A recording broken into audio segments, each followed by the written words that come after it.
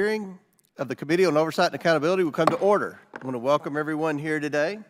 Without objection, the chair may declare a recess at any time. I recognize myself for the purpose of making an opening statement. 3.5 years ago, when Joe Biden and Kamala Harris took office, they promised to build back better. The fawning media told us that the adults are back in the room.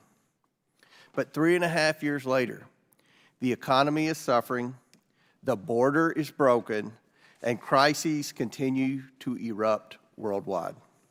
Everything Joe Biden and Kamala Harris has touched has failed. Americans are asking themselves, what is better? The evidence of President Biden and Vice President Harris's incompetent and weak leadership is seen and felt by Americans across our nation. Let's look at the economy. Vice President Harris has claimed repeatedly that Bidenomics is working and is a term we are proud of. Yet Americans have faced 20% average inflation since Joe Biden and Kamala Harris took office. The price of everything has gone up. More Americans are now having to choose whether to pay their energy bill, pay rent, or buy food. How is this record something to be proud of? These price increases aren't transitory at all, as one of Biden-Harris administration officials claimed. American households must now spend over $11,000 more each year just to maintain the same quality of life. Let's turn to our broken border. On their first day in office, Joe Biden and Kamala Harris immediately enacted policies that eroded border security, overwhelmed law enforcement, and left us vulnerable to terrorist infiltration. They ended the Remain in Mexico program, stopped construction of the border barrier system, and gutted interior enforcement against illegal aliens. They signaled to the world our border was open.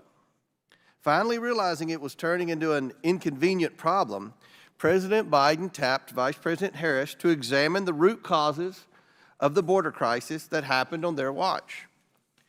Did she bother to examine her own administration's policies fueling the crisis? Clearly not.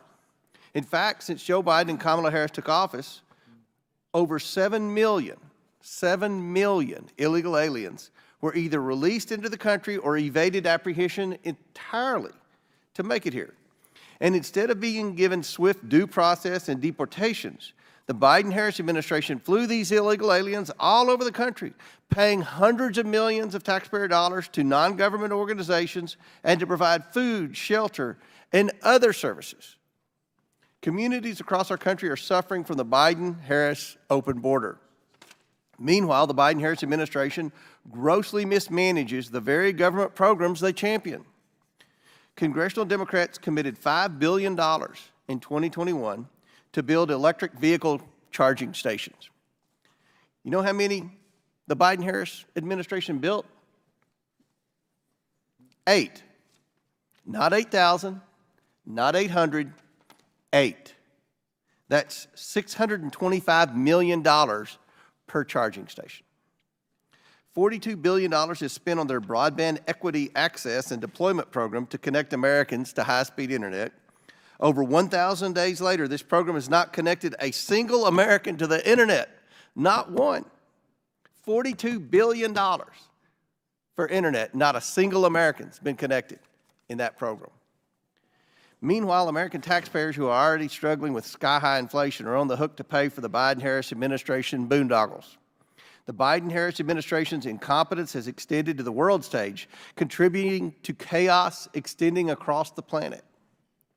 Instead of the adults in the room, the American people continue to bear the consequences of weak and effective leadership on the global stage.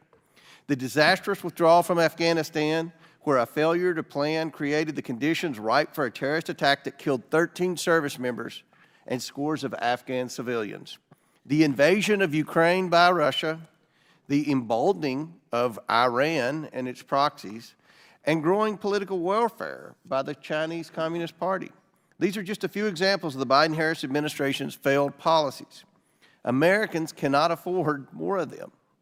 The Oversight Committee has been vigilant this Congress to uncover what works, what doesn't, and how to move forward as this administration has drifted from crises to crises. We know that border walls work because we heard it firsthand from Border Patrol experts and Border Patrol agents. We know the solution to inflation is to get spending under control and roll back overreaching and costly regulations that will only be passed on to consumers. We know that strong leadership on the world stage is necessary to confront aggression by foreign powers aligned with evil terrorists. The Oversight Committee looks forward to hearing from the witnesses today on more solutions to the problems our country now faces because of Joe Biden and Kamala Harris's failed policies, ineffective, incompetent, and weak leadership. Thank you to the witnesses appearing here today, and I now yield to the ranking member for his opening remarks. And thank you, Mr. Chairman, and thanks to the witnesses for joining us today for one of the committee's last hearings in the 118th Congress with the extremely fitting title of A Legacy of Incompetence. The majority has assembled a group of leading Project 2025 intellectuals for a Project 2025 coming out party today. The witnesses will advertise their wares, which almost makes me a bit nostalgic, Mr. Chairman, for the days when our colleagues said that they were pursuing President Joe Biden for the worst presidential crime in American history, a crime which unfortunately they were never able to identify, but which they now appear to have dropped completely. So last week, my Democratic colleagues and I urged the chairman to hold a hearing on a real issue, on the gun violence epidemic that is ravaging American communities. This Congress, our colleagues have refused to hold a single hearing about a single mass shooting except for the one that involved former President Donald Trump in Butler, Pennsylvania. The security of the former president is absolutely critical, but doesn't the rest of the country count too? Who's going to keep the rest of America safe from AR-15 attacks by disturbed people loaded up on hate and conspiracy theory? Don't all Americans deserve to live free of gun violence? There have been more than 1,000 mass shootings defined as at least 4 people being shot that have claimed more than 1,000 lives since the start of this Congress.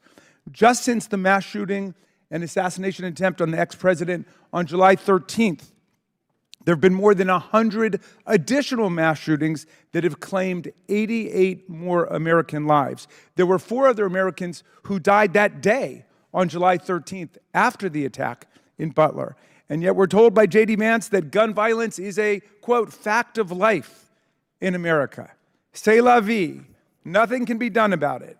Of course, it's not a fact of life in England or France or Ireland or Canada or Japan or dozens of other countries. The NRA, the GOP, and the terribly weak Swiss cheese gun laws they insist upon have made gun violence a fact of death in America because they refuse to discuss the policy solutions favored by the vast majority of the American people of all parties: a universal violent criminal background check, red flag laws, a ban on the sale of AR-15s and other military-style assault weapons. So we have a rate of gun homicide 25 times higher than people living in Europe. And gun violence is now the leading cause of death for children and teenagers in the United States of America.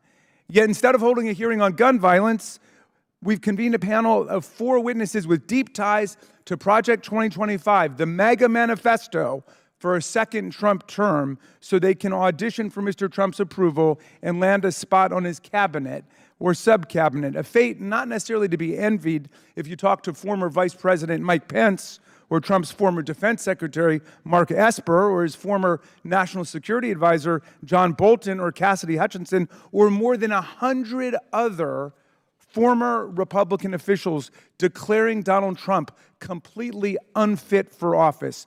But here we are with these Project 2025 luminaries who've taken up the challenge to set forth the agenda on how to take America backwards in every domain of public life.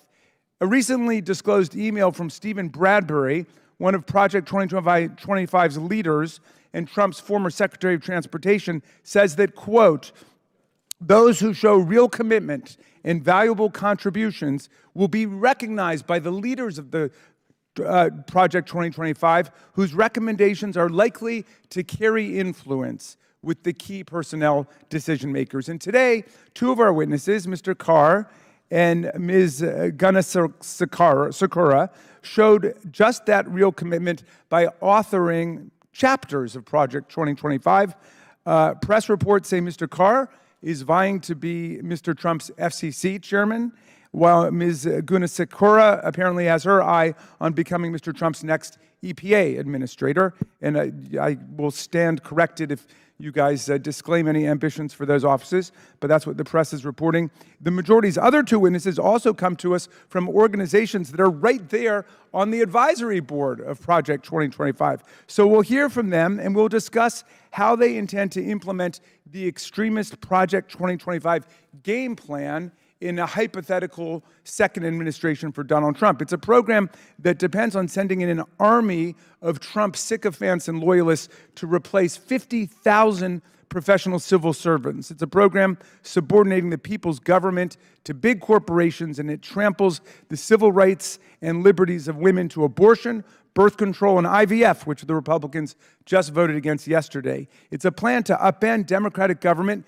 as we know it, and it involves politicizing the federal workforce and gutting the professional civil service, weaponizing the Department of Justice against political rivals and the people, seizing political control of independent agencies like the Federal Reserve Board and the FCC, eliminating overtime pay for millions of workers, denying the climate crisis and pulling the plug on environmental progress, ending reproductive freedom in every state, federally surveilling births and abortions, legalizing discrimination against LGBTQ Americans, organizing mass deportations and detention camps, deploying the military to quash free speech and protests, eliminating Head Start and the Department of Education, dismantling NOAA and privatizing the National Wealth Service, limiting benefits for veterans. Now, Donald Trump has half-heartedly tried to distance himself from this toxic and increasingly unpopular agenda, but you need only to turn to the table of contents of this big book to realize it is the total product of Trump's inner circle. The MAGA Manifesto has 37 authors and contributors. Of those, 31 served in Trump's administration, 80%.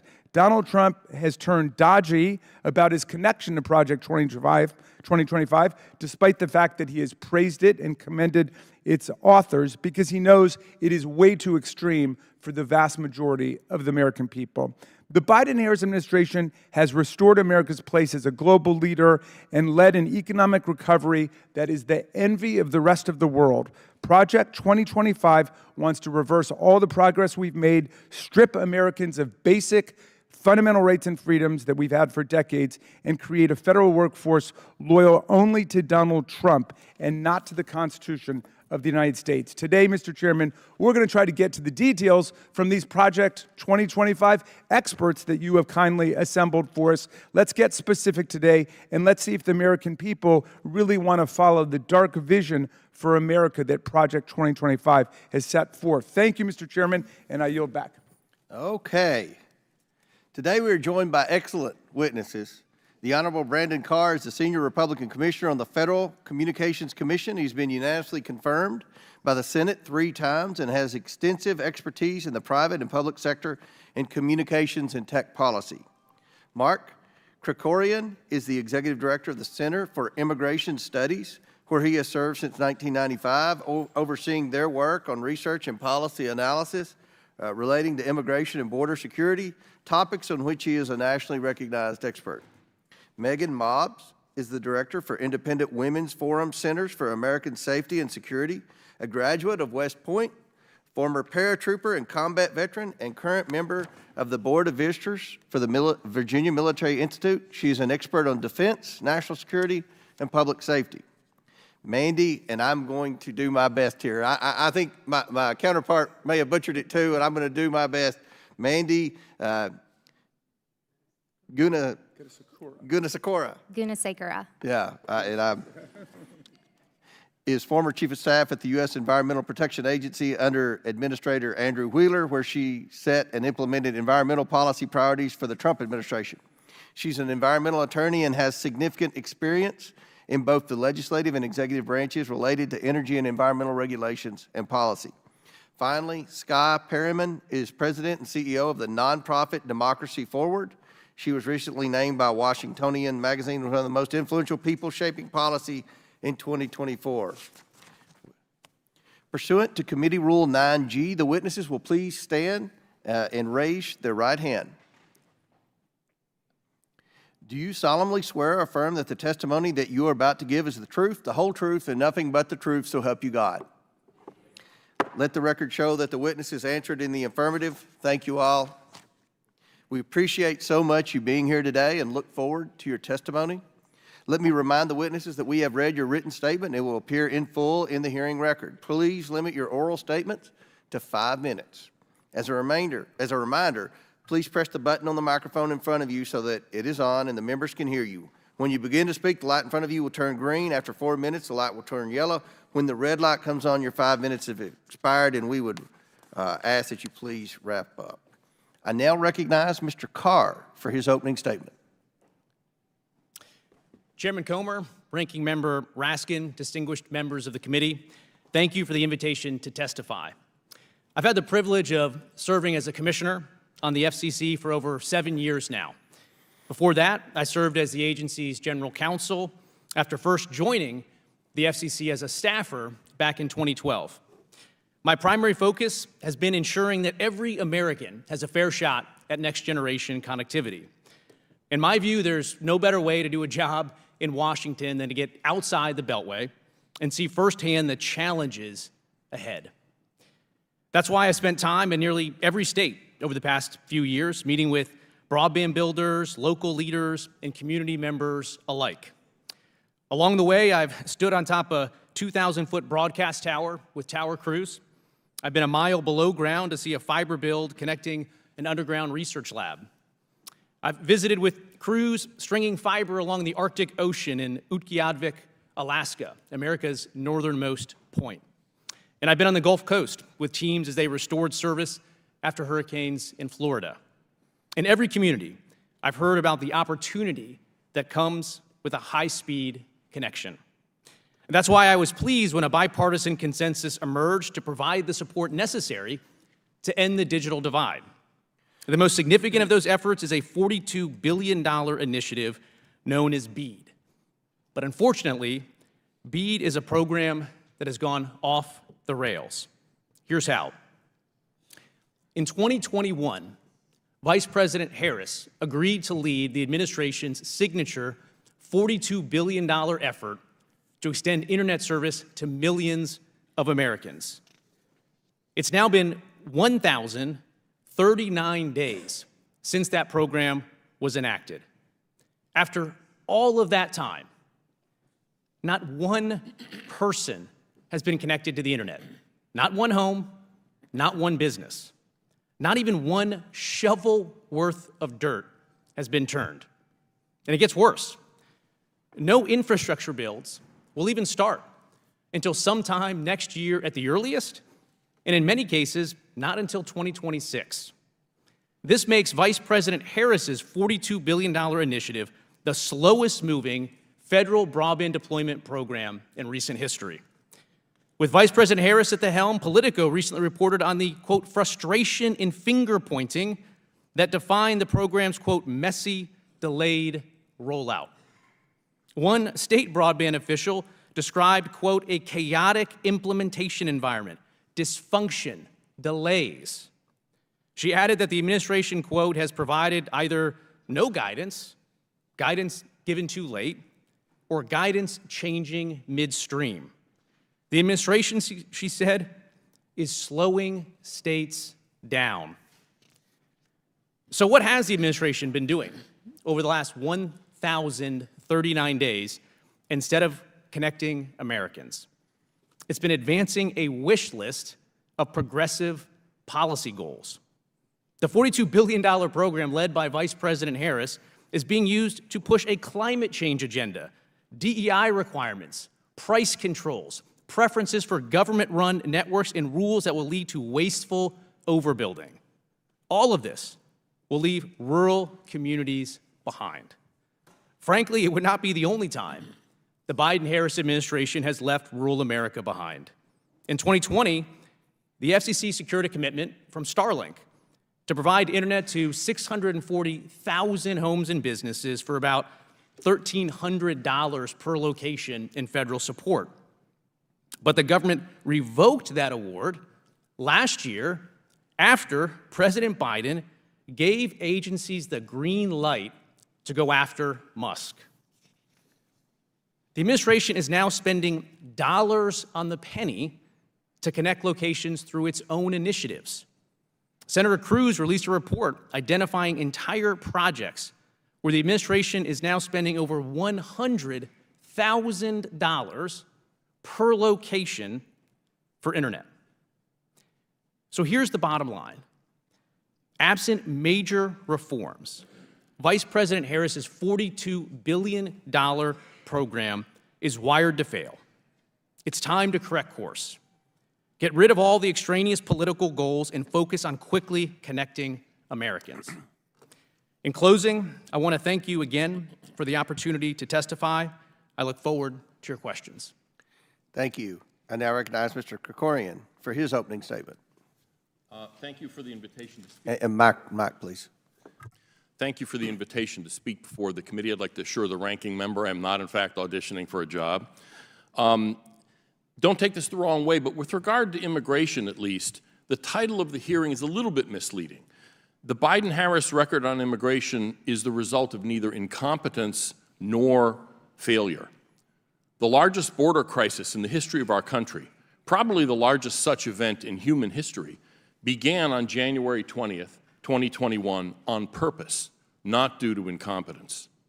Since that date, there have been more than 10 million encounters of inadmissible aliens at our borders, millions of whom have been and continue to be unlawfully allowed to enter the United States. This did not happen because the Biden-Harris administration and its impeached Secretary of Homeland Security, Alejandro Mayorkas, made mistakes or miscalculations. That would have been bad enough and certainly a proper subject for congressional oversight, but would be excusable because we all have shortcomings, we all make mistakes. Rather, the ongoing border crisis is the result of ideology. There are only two ways of thinking about the immigration issue overall.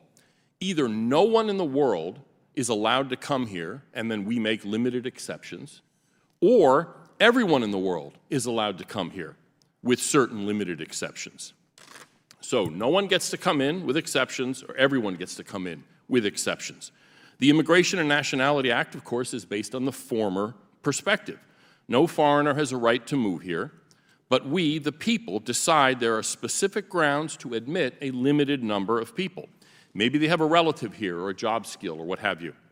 There are different opinions about how to do that, but they all are under one umbrella, basically, that immigration is a privilege granted by the American people. This administration's approach to immigration is based on the second view, the opposite view, that everyone in the world has a right to move here if they choose to do so, and the American people have no right to place limits on immigration apart from those related to basic safety, terrorists, criminals, deadly diseases, and even those limitations are highly circumscribed. Strictly speaking, this isn't open borders, though that description may do as a shorthand.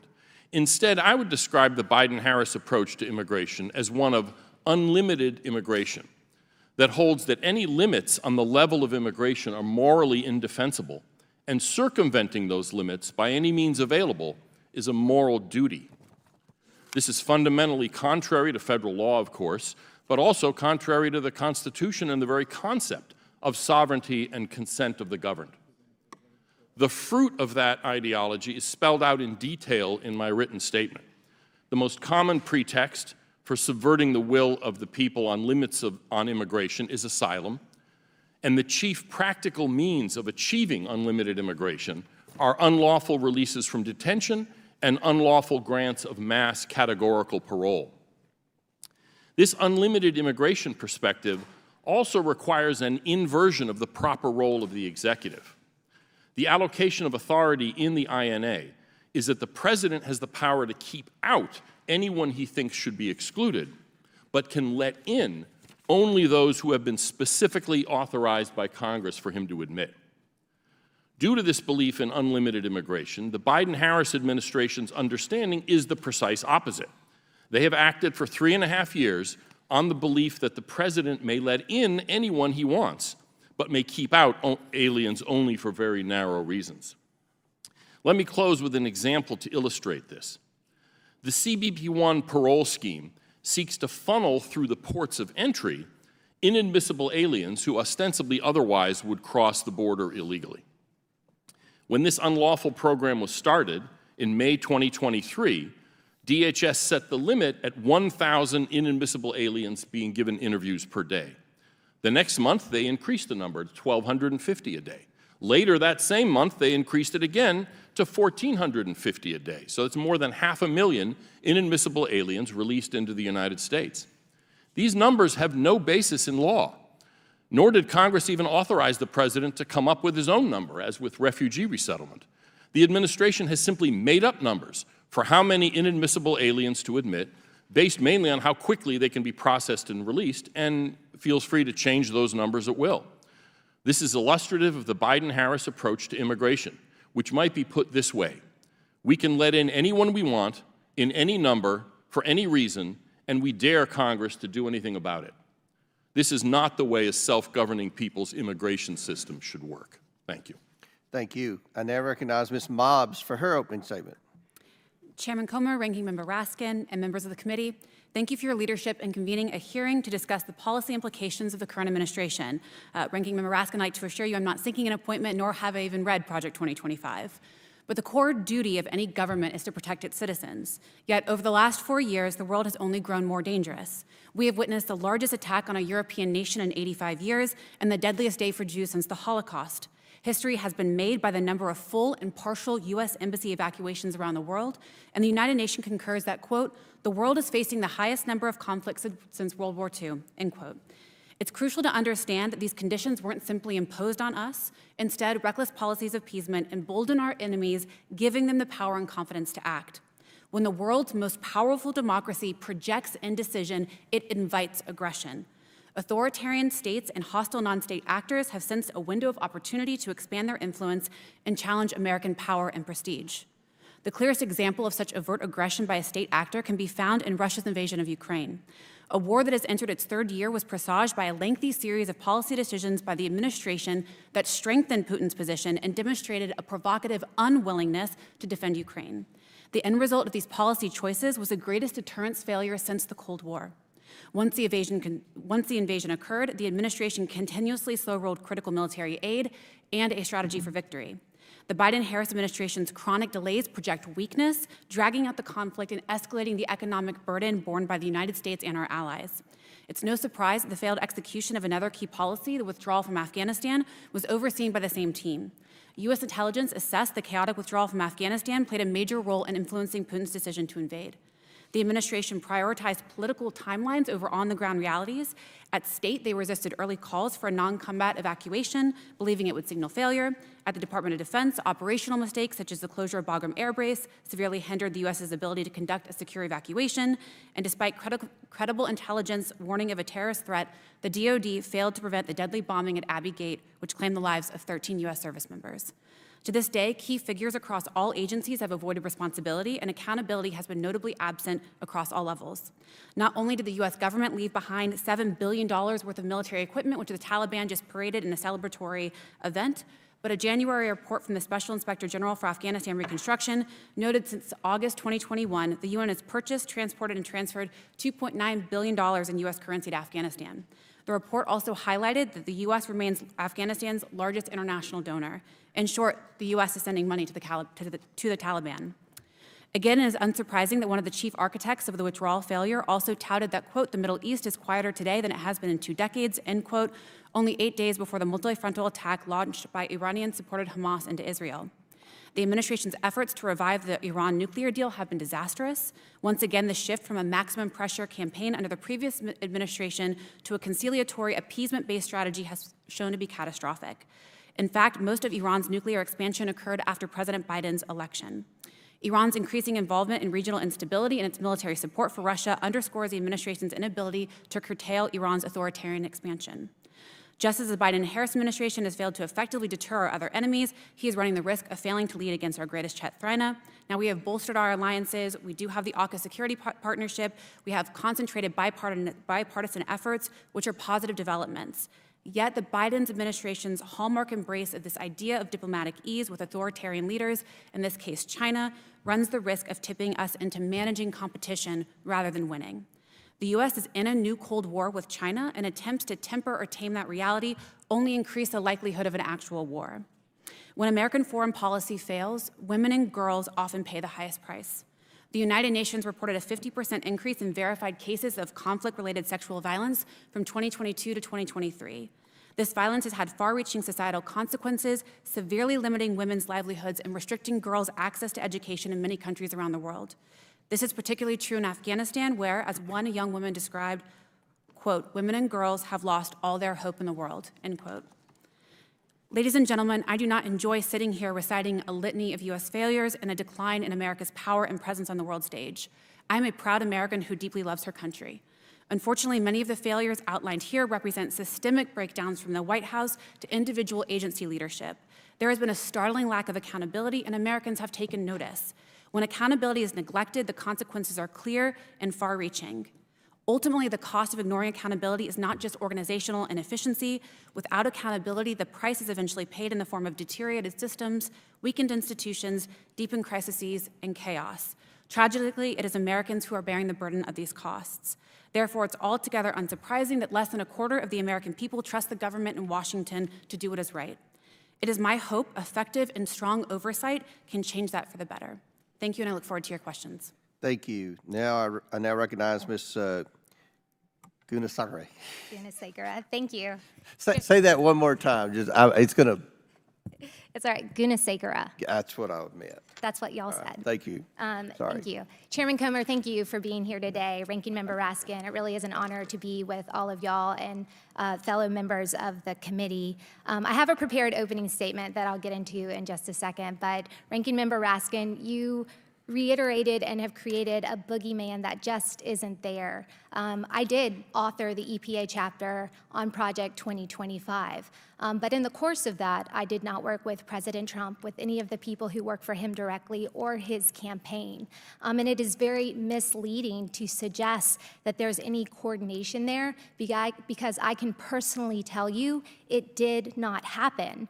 And I am not vying for a position in the next administration. I've actually left DC and I've moved to a small town in Mississippi where I interact every day with people who live outside this bubble of gaslighting and misleading, and they actually are dealing with the consequences caused by policy decisions of this administration that isn't defined by progress, but defined by creating unnecessary hardship.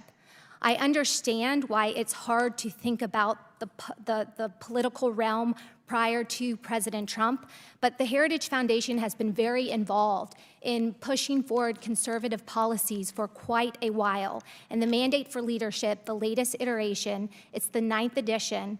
This is a project that has been put out every few years since 1981. So it's been around for quite some time, and again, is more committed to representing the position of the broader conservative movement than any one candidate or person.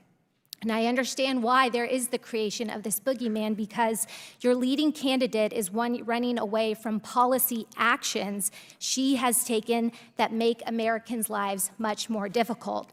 In fact, Vice President Kamala Harris was recently asked on national television the following question: when it comes to the economy, do you believe Americans are better off than they were 4 years ago? She said a lot of words, but she did not answer the question, because the reality is most Americans are not better off. Most Americans are struggling to deal with expensive gas, expensive electricity, and high-cost goods and groceries that have created financial burdens that Americans have had to deal with throughout the Biden-Harris administration. Their day one energy policies are a key driver behind Americans' increasing financial distress. From President Biden's promise to end all fossil fuels, alongside Vice President Kamala Harris's commitment to ban fracking, Americans have suffered under their radical agenda. From the energy perspective, this has included locking up development of resources and demonizing industries, mainly coal, oil, and natural gas, that still provide 80% of our daily energy needs. A recent report from the Institute of Energy Research has been tracking these actions, and they've found that since January 2021, President Biden, Vice President Kamala Harris, and congressional Democrats have taken over 250 actions that make it harder to produce energy in America. This has included stopping construction of the Keystone XL pipeline that immediately cut 11,000 domestic jobs, including thousands of union jobs, issuing a moratorium on new oil and gas permits on federal lands, greenlighting Putin's Nord Stream 2 pipeline while shuttering the development of U.S. pipelines along the East Coast, rejoining the disastrous Paris Climate Agreement that is squeezing out U.S. jobs and increasing the regulatory burden on American companies, launching a war on household appliances that are now 34% more expensive than 15 years ago, blocking the Twin Metals mine, shuttering U.S. steelworker jobs in Minnesota and cutting off access to critical minerals that we need more and more of, and instead this administration is making us more and more dependent on China. Slowing permits for LNG facilities from an average of 7 weeks to 11 months, then completely halting permits for new LNG facilities altogether. Mandating that Americans drive electric vehicles despite growing market resistance, infrastructure shortfalls, and a preference for more affordable and reliable gas-powered vehicles. Americans are dealing with the consequences of these actions every time they put gas in their car, pay their electricity bills, or go to the grocery store.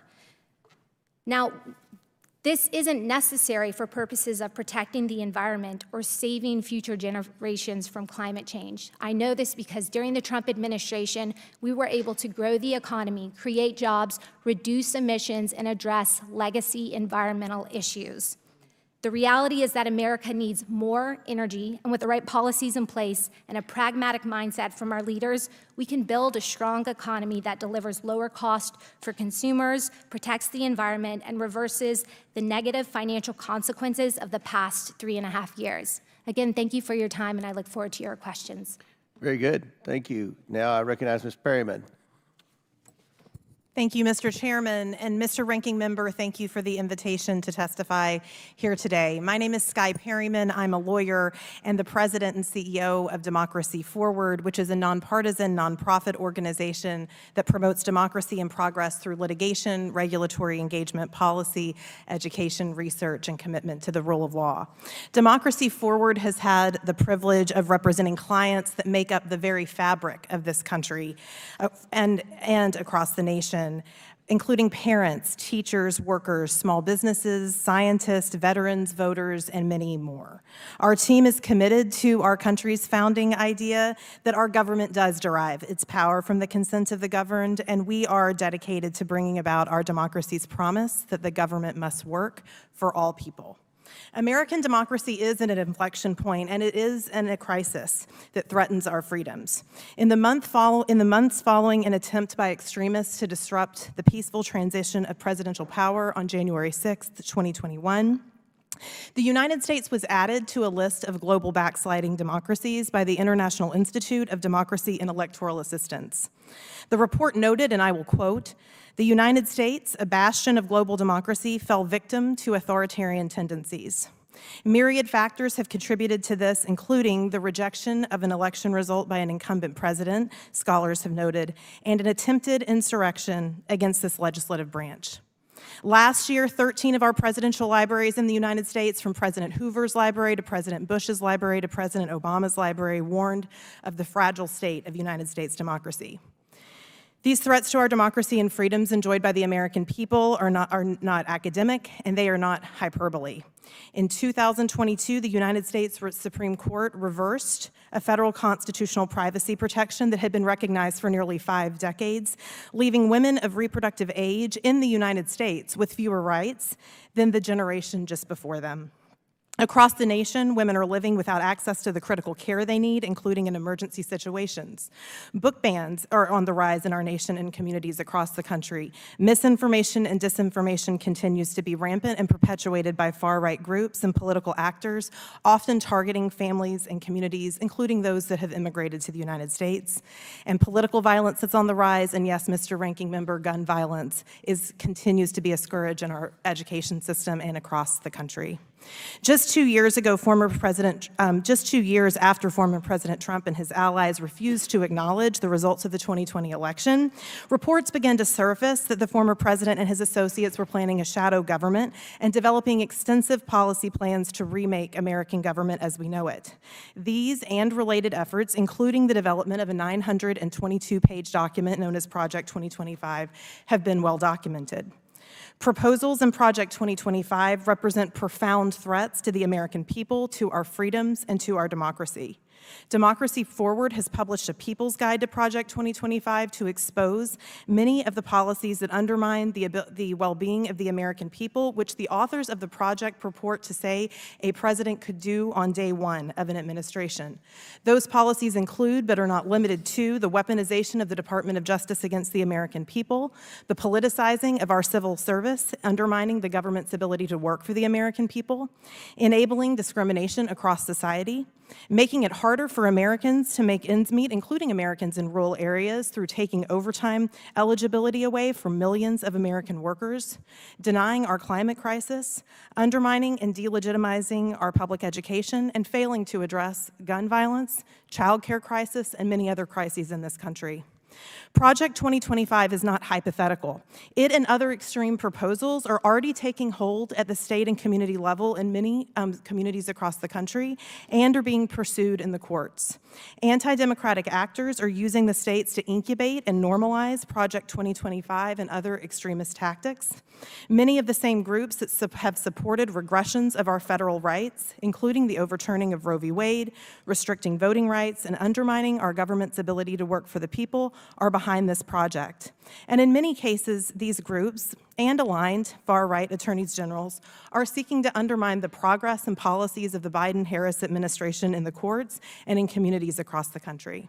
It is incredibly important that this Congress understand the threats posed by Project 2025 and the harms of far-right extremism and anti-democratic movements that are afoot in this country. I provide this testimony today and look forward to your questions with the sincere hope that it is through understanding this crisis that we can build for a better tomorrow. I look forward to your questions, and thank you for having me. And let me remind everyone, the purpose of this hearing is to dissect the policies of the Biden-Harris administration. And if there's an opportunity and some want to defend those policies, this is a perfect forum to do that. So again, I look forward to a very substantive hearing, and I'll begin with questions. I recognize myself. Mr. Krikorian, you mentioned what I think is one of the biggest failures in policy of any administration, and that's what the disaster at the southern border. And I know that Vice President Harris has kind of flip-flopped. She even has 4 years ago, she implied that the border wall was racist, and now she's featuring it in campaign ads.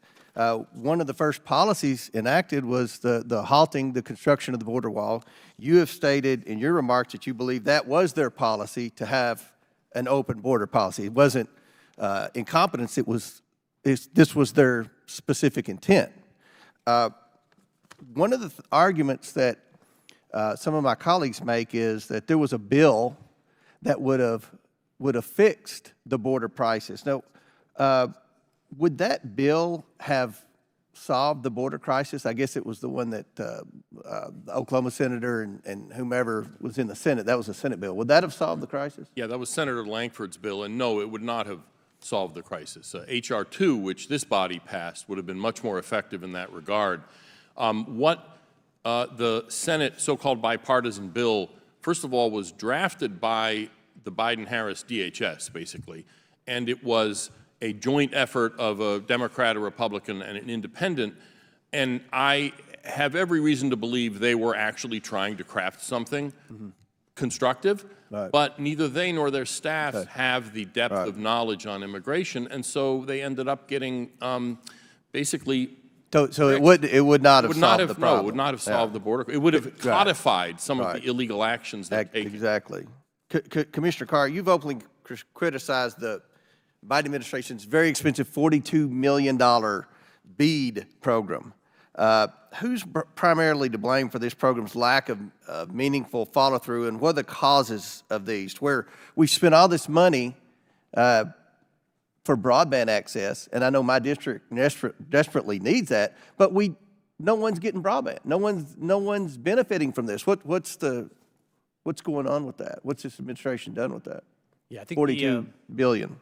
the reason why we're having $42 billion allocated, 1,039 days in, not a single person connected, is because the administration under Vice President Harris's leadership has prioritized a progressive wish list of issues. They want to put DEI requirements in place. They want to put price controls in place. They want government-run networks. So it has taken time to put those requirements in place, and that has delayed the actual turning of dirt. That's so bad. It's such a huge issue in Kentucky. And Congress allocated $42 billion, yet no one has benefited from this. That's what the purpose of this committee is about: waste, fraud, abuse, and mismanagement of the federal government. If someone on the other side wants to defend this BEAD program, I'm anxious when they get their 5 minutes. Ms. Mobbs, I believe the Chinese Communist Party is the biggest threat we have to the United States. Do you believe the Biden-Harris administration is still approaching the Chinese Communist Party as a competitor instead of an adversary? And how has their approach contributed to the CCP's increased infiltration and influence operations, such as flying a spy balloon over our country, buying up land close to U.S. military bases, and increased aggression towards Taiwan? So I do feel that we are approaching it as competition versus looking at them as an adversary, which I said in my opening statement is critical for us to develop policies to effectively begin to deter and counter them as an adversary. Unfortunately, we've had weak deterrence in the Indo-Pacific. The U.S. naval fleet in the Pacific is crucial for countering China's growing military presence. We have the lowest number of ships since the Cold War, and that rapid naval expansion poses a significant threat. And the Biden administration has unfortunately been slow to increase military investments in that region. We've also failed to mitigate Chinese economic dominance via maintaining tariffs or failing to do so from economic sanctions. We've had an inadequate response to cyber threats, and we've missed opportunities for strategic diplomacy that could help us establish a winning strategy with our counterparts. So in essence, we are failing to win in this strategy. We are looking at managing the competition versus dominating. All right, very good. We talked about the border crisis. We've talked about misappropriating $42 billion in taxpayer dollars. We published a report last week where $200 billion was lost to fraud during COVID in the unemployment insurance program. We talked about the lack of seriousness and the soft on China policies of this administration. Lastly, I want to ask about the Green New Deal, because when Vice President Harris was campaigning for president, she was an advocate of the Green New Deal. Ms. Gunasakura, what would happen? What would our energy grid look like? What would America look like if Vice President Harris was able to implement the Green New Deal?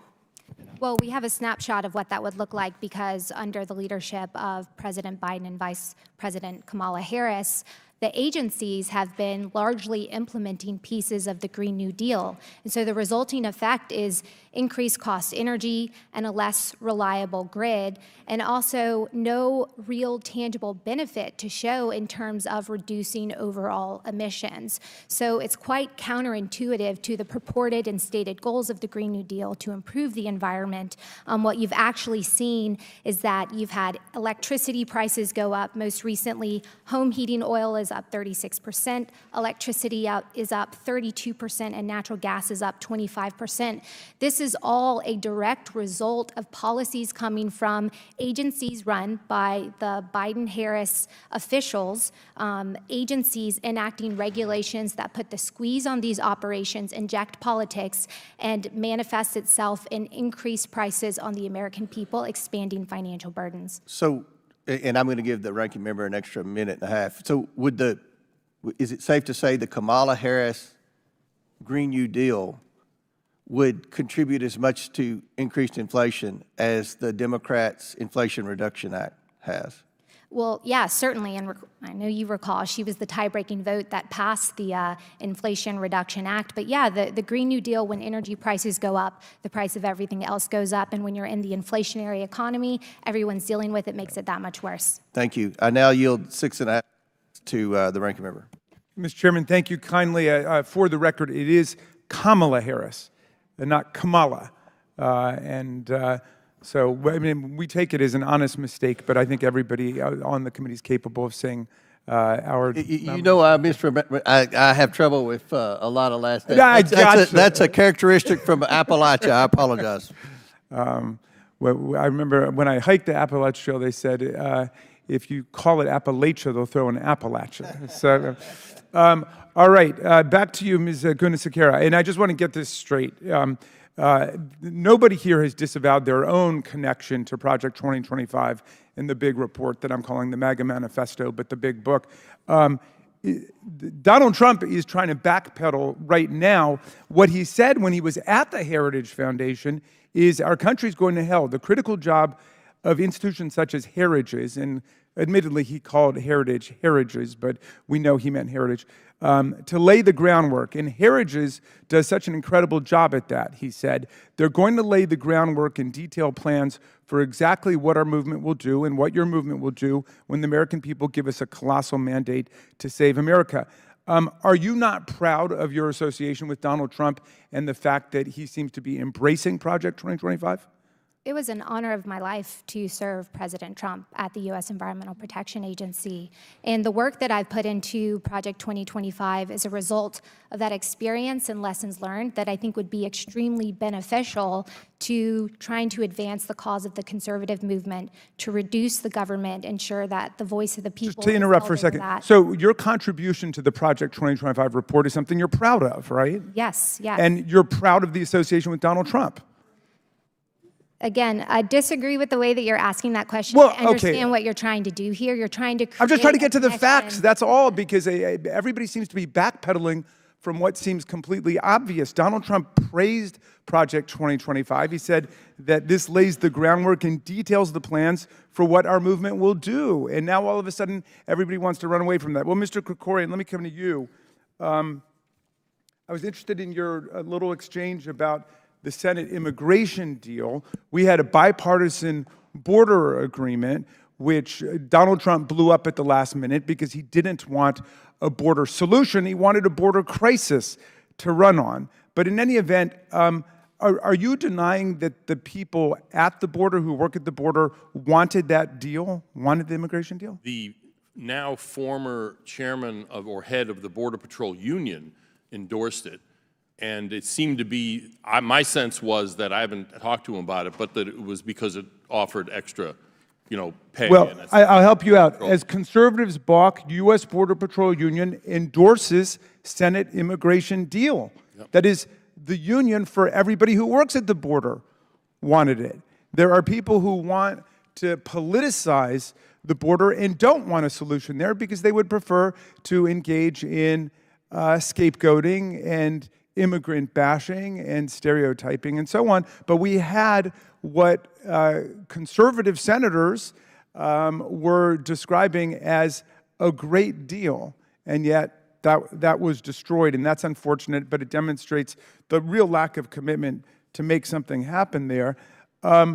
Ms. Mobbs, I wanted to come to you. I was very interested in your remarks about Ukraine. From what you were saying, it indicated to me that unlike Donald Trump and unlike J.D. Vance, you actually support Ukraine's effort to repel Vladimir Putin's filthy imperialist invasion of their country. Is that right? Do you support Ukraine against Putin? I do support Ukraine against Putin. Okay, so you would disavow the positions taken by Trump and J.D. Vance, who say they don't care. J.D. Vance said he doesn't care, he doesn't give a damn about the people of Ukraine. I can't speak to their position outside of what I witnessed in the first debate when President Trump specifically stated that he did not and would not concede any territory to Vladimir Putin. He did say that? He did in his first debate. But, okay, I thought his position was he's going to solve this on day one, basically by letting Putin have what he wants. But I'm glad to hear it if that's if that's his position. It's certainly not the position being taken by MAGA Republicans, as you know, who have opposed and consistently voted against aid to the Ukrainian people. So that's different. All right, let me come to you, Mr. Carr, because I know you're on the FCC right now. You did not disclaim the possibility of becoming chairman of the FCC, and that's cool. Everybody's got ambitions, and you've not disclaimed your connection to Project 2025 or to Donald Trump. But here's what I want to ask you about. Donald Trump said after his, I think everybody can concede, world-class, dreadful, terrible, and pathetic performance in the presidential debate, he wanted to blame ABC for it, and he called on the FCC to take away ABC's license. Okay, in January, he called for revocation of NBC's license because he felt that they cut short his full victory speech after he won the heavily contested Iowa caucus. Okay, if you were chair of the FCC and Donald Trump, per usual, called you from the Oval Office or called upon the FCC to demand the revocation of a license for ABC or NBC because he had a political problem with something they had done, what would your reaction be? It's an honest question. How would you deal with that? Thank you for the question. I don't know about all of the premises in there, but I'll tell you. Well, they're all true, but I can give you the documentation if you want.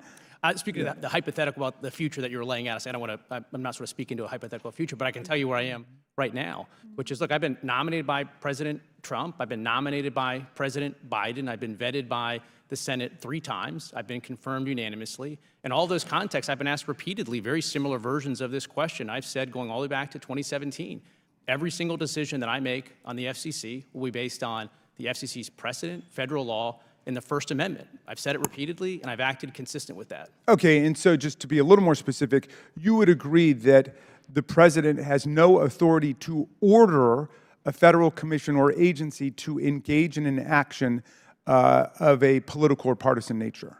Again, what I said is anything that comes from the White House, whether it's Republican or Democrat, every action that I will take at the FCC is the same that I've done over the last 6 years, which is apply the law consistent with the First Amendment. All right, so are you disavowing the so-called unitary executive theory that's being propounded by Project 2025, that everything that happens in the executive branch of government, including commission and agency action, is directly under the political control of the President of the United States? And gentleman's time expired by a lot, but if you want to answer it, you can. If you don't, you don't have to. Could you answer the? You can answer it. This is not an issue that I have spoken to publicly. It's not something that I've addressed. That's why I'm asking you now. Do you disavow? I was gracious with the time. You have 1 minute over, 7.5 minutes.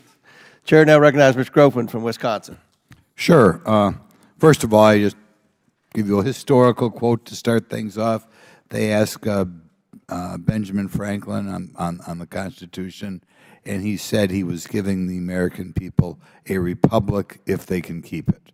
So every 4 years we got to fight to keep that republic. Now, Mr. Carr, you kind of were interesting there, in which you implied that the Biden administration is intentionally not enforcing was spent a long time not enforcing our border law, and therefore apparently intentionally trying to get as many people here as possible, which would be one way to change the country that we have permanently. Another way would be try to get rid of the middle class. And one of you, was it Ms. Mobbs or Mrs. I'm not going to, Sakara, who mentioned the electric vehicle thing? That you? I think a car is something that Americans really need today to get around, I guess, unless you're in New York City or something.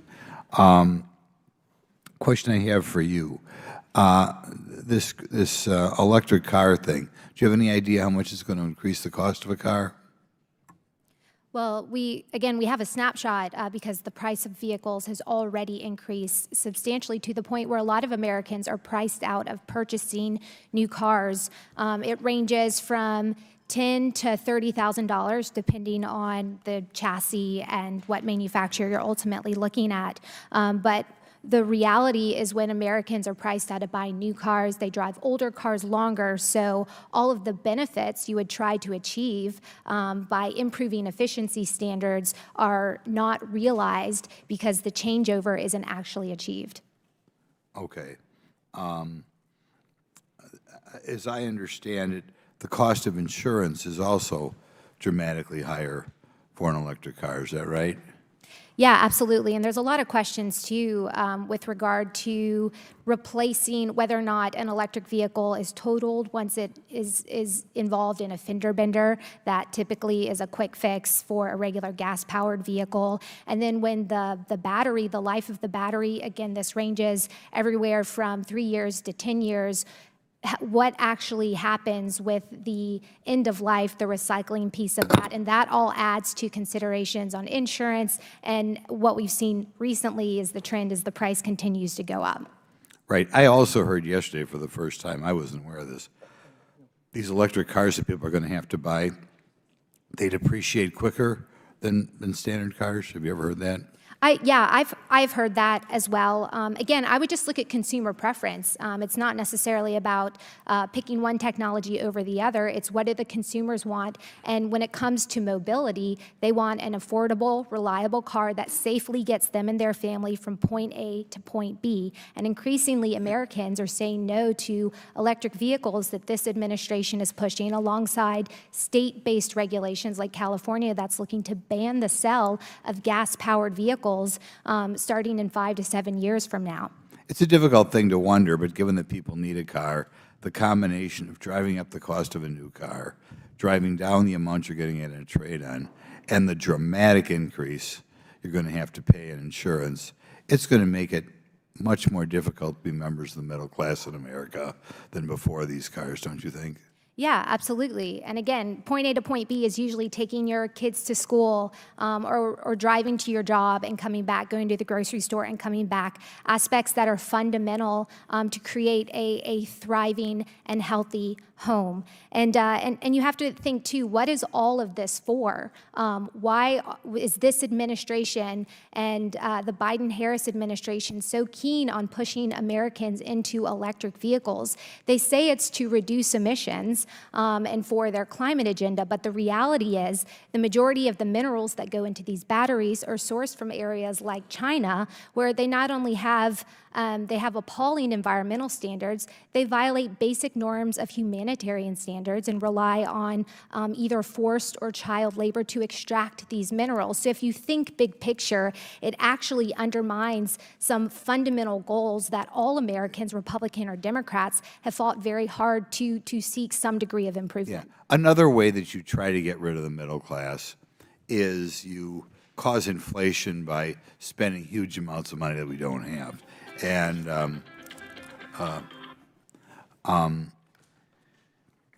want to give you an example of that.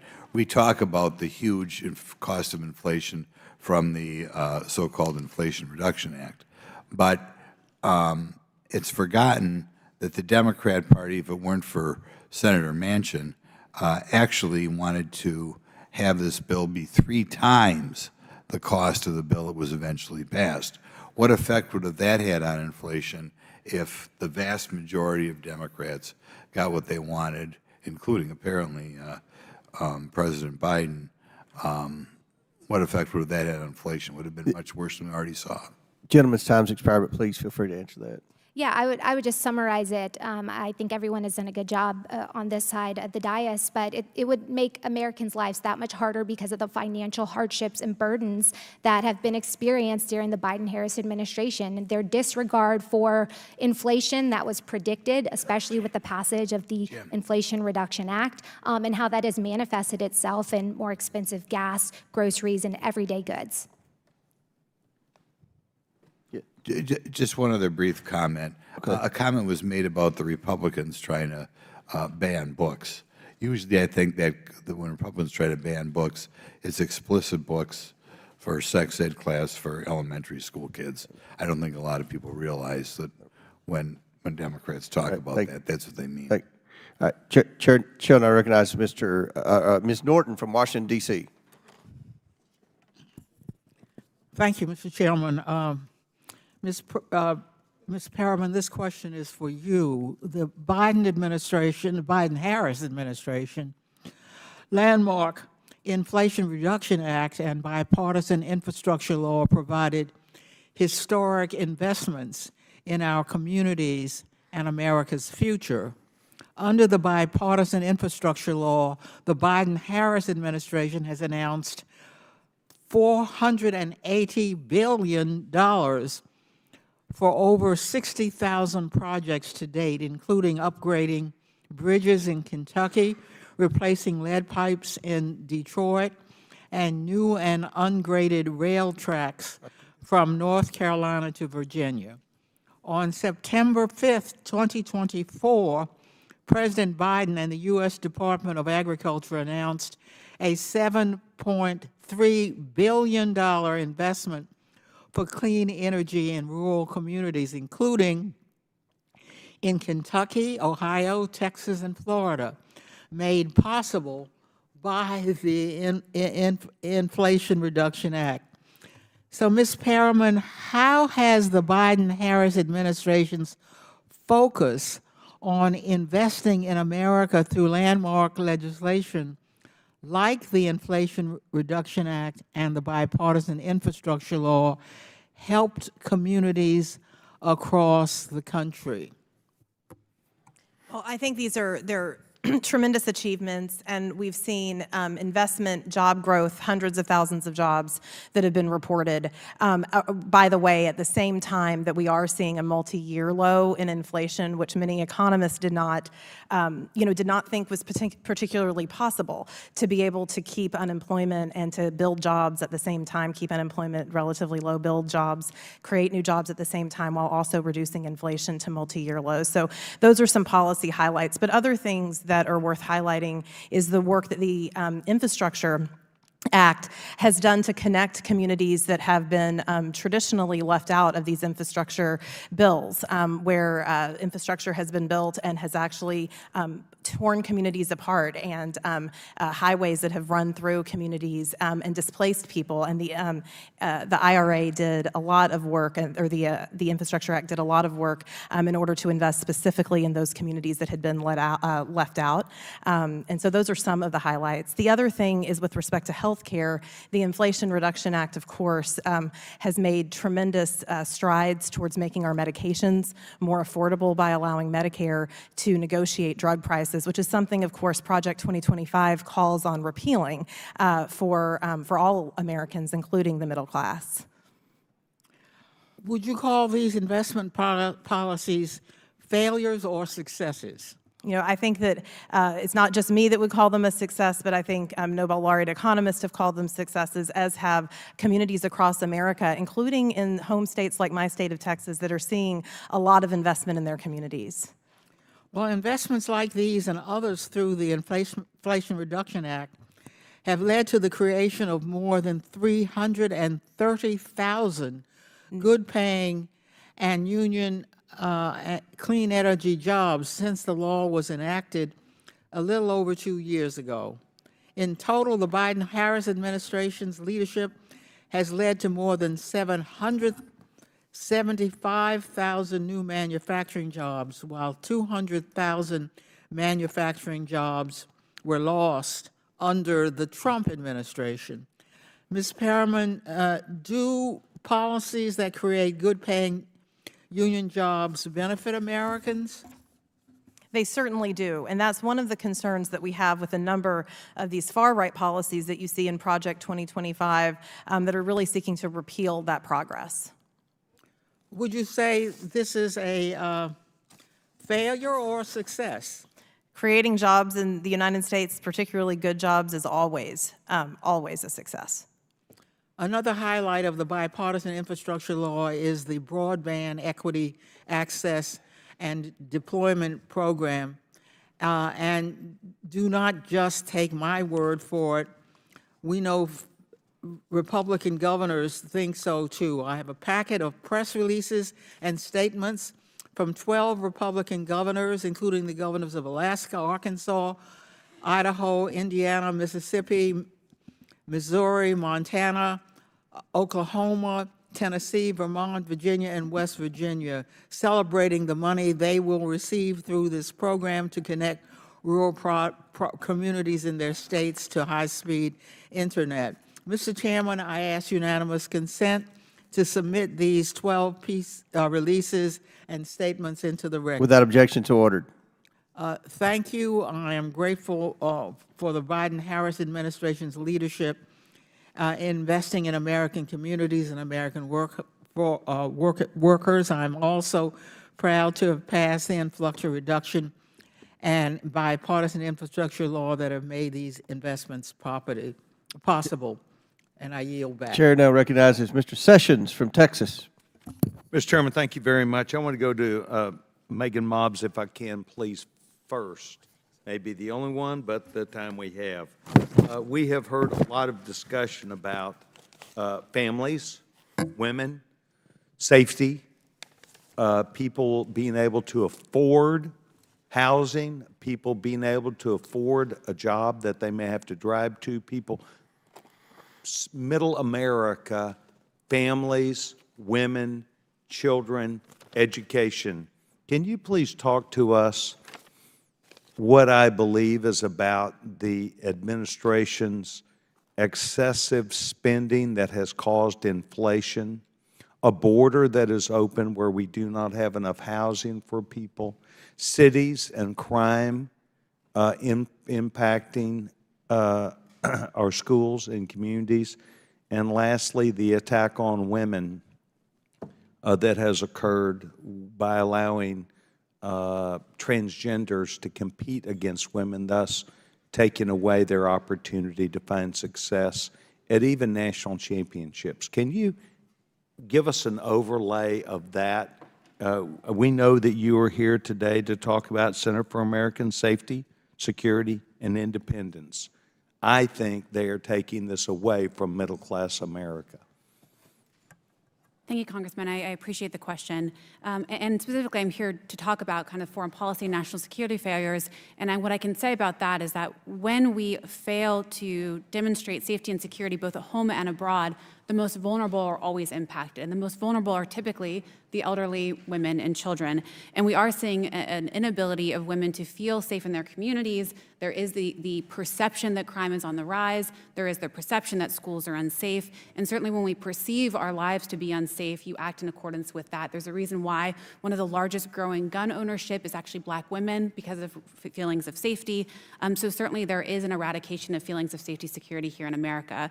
I think it's important to also recognize that what I said in my opening statement, that it's not just here at home that women and girls are being impacted. It is women and girls abroad who are being impacted by these failed foreign policies, and they are often placed in these vulnerable positions as well because we are not demonstrating substantial leadership.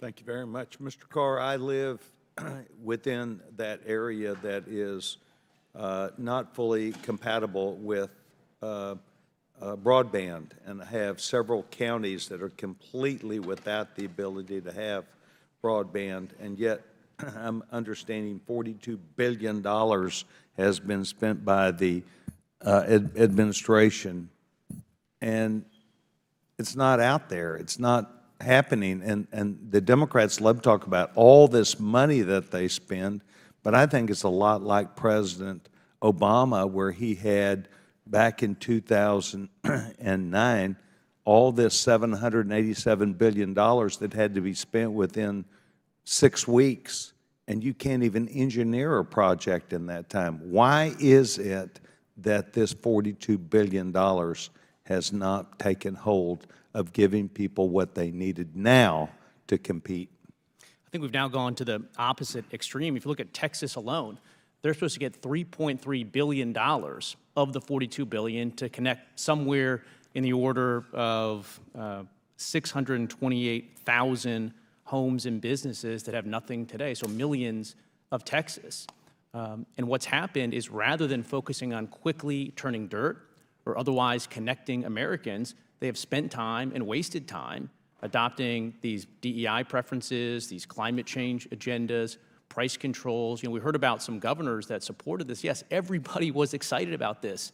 Once it was passed, the money was going to be spent. Every state wanted to benefit They deserve to benefit. But Virginia, for instance, they were the first out of the gate, put their first application in. You know what happened?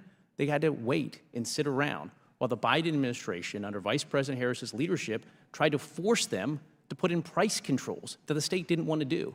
So the good news is all this money has not been spent. It's largely still sitting there. There's time to correct course. Let's get rid of the extraneous political goals and just connect Americans.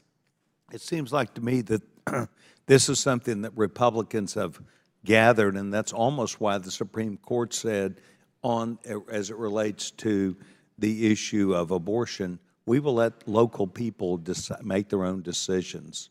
We will provide the money, provide basic parameters around it, and let the states go and get things done. I think it's a model that's going to gain power this next year. Mr. Chairman, I yield back my time. Gentleman yields back. Chair, and I recognize Mr. Lynch from Massachusetts. Thank you, Mr. Chairman. I just want to clear up one part of the record. This committee was actually had jurisdiction over the negotiations that the Trump administration conducted for the withdrawal from Afghanistan. They negotiated directly, unilaterally with the Taliban. And from the very beginning, the status of Afghan women and girls was not a priority for the administration until this committee, and I was the chairman, called Zalmay Khalilzad, the special ambassador for the Trump administration, came to this committee, and in a bipartisan fashion, I believe Mr. Sessions was a member of the committee at the time, we insisted that 4 women would be appointed to represent the voices of Afghan women and girls. And after that, we received a letter that I'm going to ask to have submitted to the record.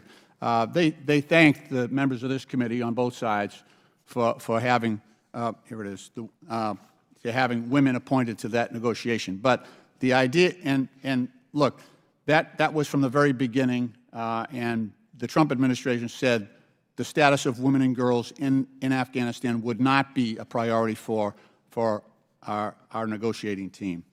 Let me leave it at that. So we are on the heels of a 2-year sham impeachment that failed to yield any evidence of wrongdoing by President Biden whatsoever. And now Republican leadership has turned their focus to Vice President Harris and the border. But I do want to review the facts. Earlier this year, a group of Republican and Democratic senators announced that they had worked out with the Biden-Harris administration a deal to negotiate and develop a bipartisan national security agreement.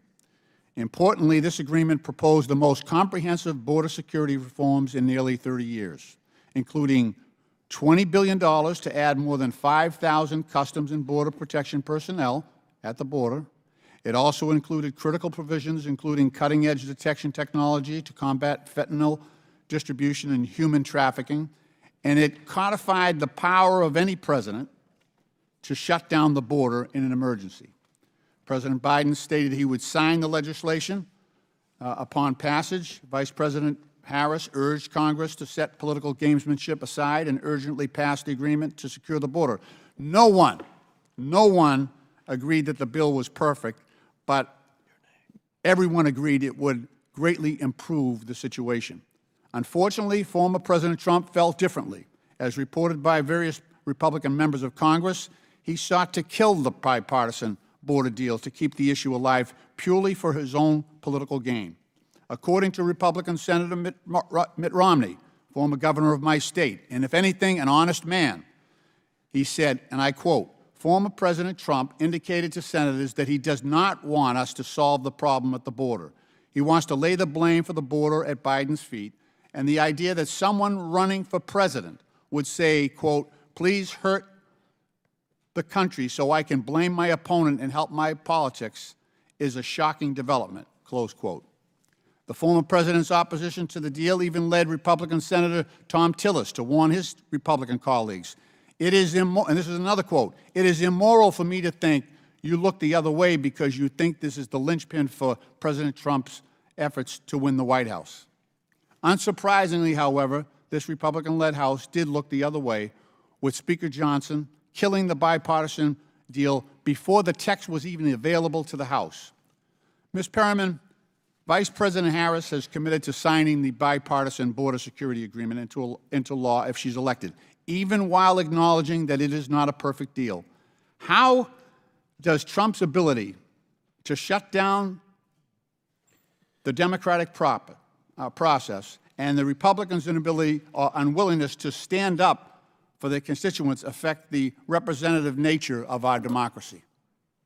This is one of the most unfortunate trends that we have. I mean, the bipartisan border deal was something that if you got a bunch of people together, they would agree on some parts of it, disagree on other parts of it, because it was the product of compromise, which has always been a hallmark of legislation in this country, because that's what we are.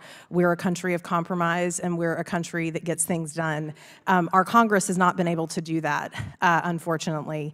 And as a result of not being able to pass this legislation, we know that there is harm and that the crisis is not being addressed. So I think it's a deeply troubling outgrowth of broader polarization that we see, and this is exactly why I think so many of the presidential libraries are saying we have to have some type of role in American politics to restore compromise and understanding how to work across the aisle in disagreements. Thank you, Mr. Chairman. I yield back. Gentleman yields back. Chair now recognizes the gentleman from Florida, Mr. Donalds. Thank you, Chairman. Actually, I'm glad we're coming in at this time because we need to set the record straight about the Senate bill and actually H.R. 2. When the Senate bill was actually published, I remember I was at a dinner Sunday night when it came out, when the text came out. I read the text of the Senate bill. Many members in the House read the text of the Senate bill. Members contacted Speaker Johnson, and we were very clear. There is no way the Senate bill should get a vote in the House, because it is a terrible piece of legislation that will not secure the southern border. House Republicans have passed border security measures, H.R. 2. We did it more than a year ago. Has Chuck Schumer brought it up for even debate or a vote in the Senate? No, he has not. Has the White House decided to reach out to the Speaker Johnson to debate and deliberate or negotiate or compromise on H.R. 2 and its elements to secure the southern border? No, they have not. They're in charge. In the Senate and in the White House, they've done nothing except a bill that couldn't even make it out of the Senate. So I think it's important to set the record straight. Oh, also, by the way, House Republicans weren't going to vote for that bill, and that was before Donald Trump even made his view known on the Senate compromise bill. We were already against it when the bill text came out because it's a trash bill. Now, moving on. Ms. Genesekera, I think I got it right. Can you explain to me what an environmental impact assessment is? Yeah, certainly. It's an assessment a federal agency does to measure a proposed project's potential impact on the environment. Does the Biden-Harris administration, does their EPA use environmental impact assessments? They do in some applications. Typically, it's in the context of of NEPA, which is in conjunction with other federal agencies. But yes. If you're trying to go through the process of, let's say, limiting permit applications for leases that have been extended to private drillers, would an environmental impact assessment be the way that you would do that? It certainly is a tool that this administration has used. It's to analyze it to death or to keep it in bureaucratic purgatory, which with a lot of important infrastructure projects we've actually seen. This administration has backtracked on important infrastructure improvements that we put in place to limit time for review, to limit the scope of review that this administration, again, has changed to the detriment of building out energy infrastructure projects, highway infrastructure projects, and on and on. Would you argue that this administration is pretty adept at using these types of reviews to slow walk energy development projects in the United States? The Biden-Harris administration is an expert at using the federal government and weaponizing those processes to undermine the development of key energy projects that we need. Thank you so much. Ms. Mobbs, I have a question for you. You said in your opening testimony that there have been embassies that have been lost/evacuated. How many embassies have, I'm going to just say have been evacuated under the Biden-Harris administration? There's been 7 total evacuations, and then there's been numerous partial evacuations. What's a partial evacuation of a U.S. embassy? It's when non-essential personnel are removed for safety purposes and then can return later. What are the foreign policy, I would say, what's the foreign policy, what's going on in foreign policy in a specific country that would require the United States to do a partial evacuation of an embassy? So the situation would have deteriorated so critically that they felt that they could not establish protection for those non-essential personnel for them to be kind of forced to leave. In any administration, let's say the last 30 years, how many embassies have been lost over the last 30 years, evacuated either total or partial? I don't have the number in front of me. I could get it to you. I think the important thing here, though, is that because there's a historic number, it's because of the unprecedented levels of chaos and instability and the inability of our State Department and certainly the executive to project enough strength and power to protect our embassies and our embassy officials around the world. Would you say that this State Department has done a fair job, an average job, a terrible job of getting Americans out of harm's way in countries that are experiencing serious security questions for the United States citizens? I think we've seen substantial and significant problems in a number of different theaters where the State Department has failed to effectively plan to ensure that American citizens are safely returned to their home. Do you think that in Afghanistan it was wise for us to pull our troops out last and for the State Department to not do everything possible to get Americans out before it was turned over to the Taliban? I deeply believe we should never leave an American behind. I was a huge advocate of withdrawing from Afghanistan. We were spending $2 trillion there, almost $300 million of U.S. taxpayer dollars there every day. But what we saw was basically a catastrophic failure of the State Department, of the DoD, of our intelligence agencies, of the National Security Council, of the National Security Advisor to effectively coordinate an effective strategy to allow our interests to remain and to get American citizens safely out. Thank you. I yield back. Gentleman yields back. Chair now recognizes Mr. Conley from Virginia. Thank you, Mr. Chairman. Ms. Perriman, trying to cover a lot of territory, so let's be quick. The gentlelady next to you decried the fact that Biden administration is impeding energy production in the United States. Do you happen to know what the daily oil and gas production is in the United States right now? I don't have the precise figure, but I know it hasn't been impeded. 13.4 million barrels. Is that the largest in the world right now? I believe so. Is it also the largest in American history? I believe it is. And are we now exporting energy because we have so much of it? We are. Are we, in fact, energy dependent? Independent? I believe we're close. Thank you very much. So much for the failure of the Biden administration. Infrastructure. Also, comments about infrastructure. Did the Trump administration have numerous infrastructure weeks? We're going to promote infrastructure 12 times. They did. They did. Did they ever pass an infrastructure bill? They did not. Did President Biden pass an infrastructure bill? He did.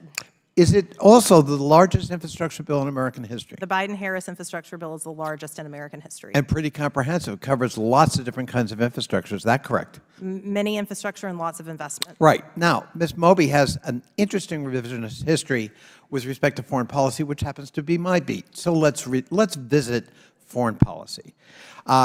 Decrying Afghanistan. So I gotta go back in history because I remember in my other committee having Ambassador Khalilzad, who was the negotiator for President Trump on Afghanistan.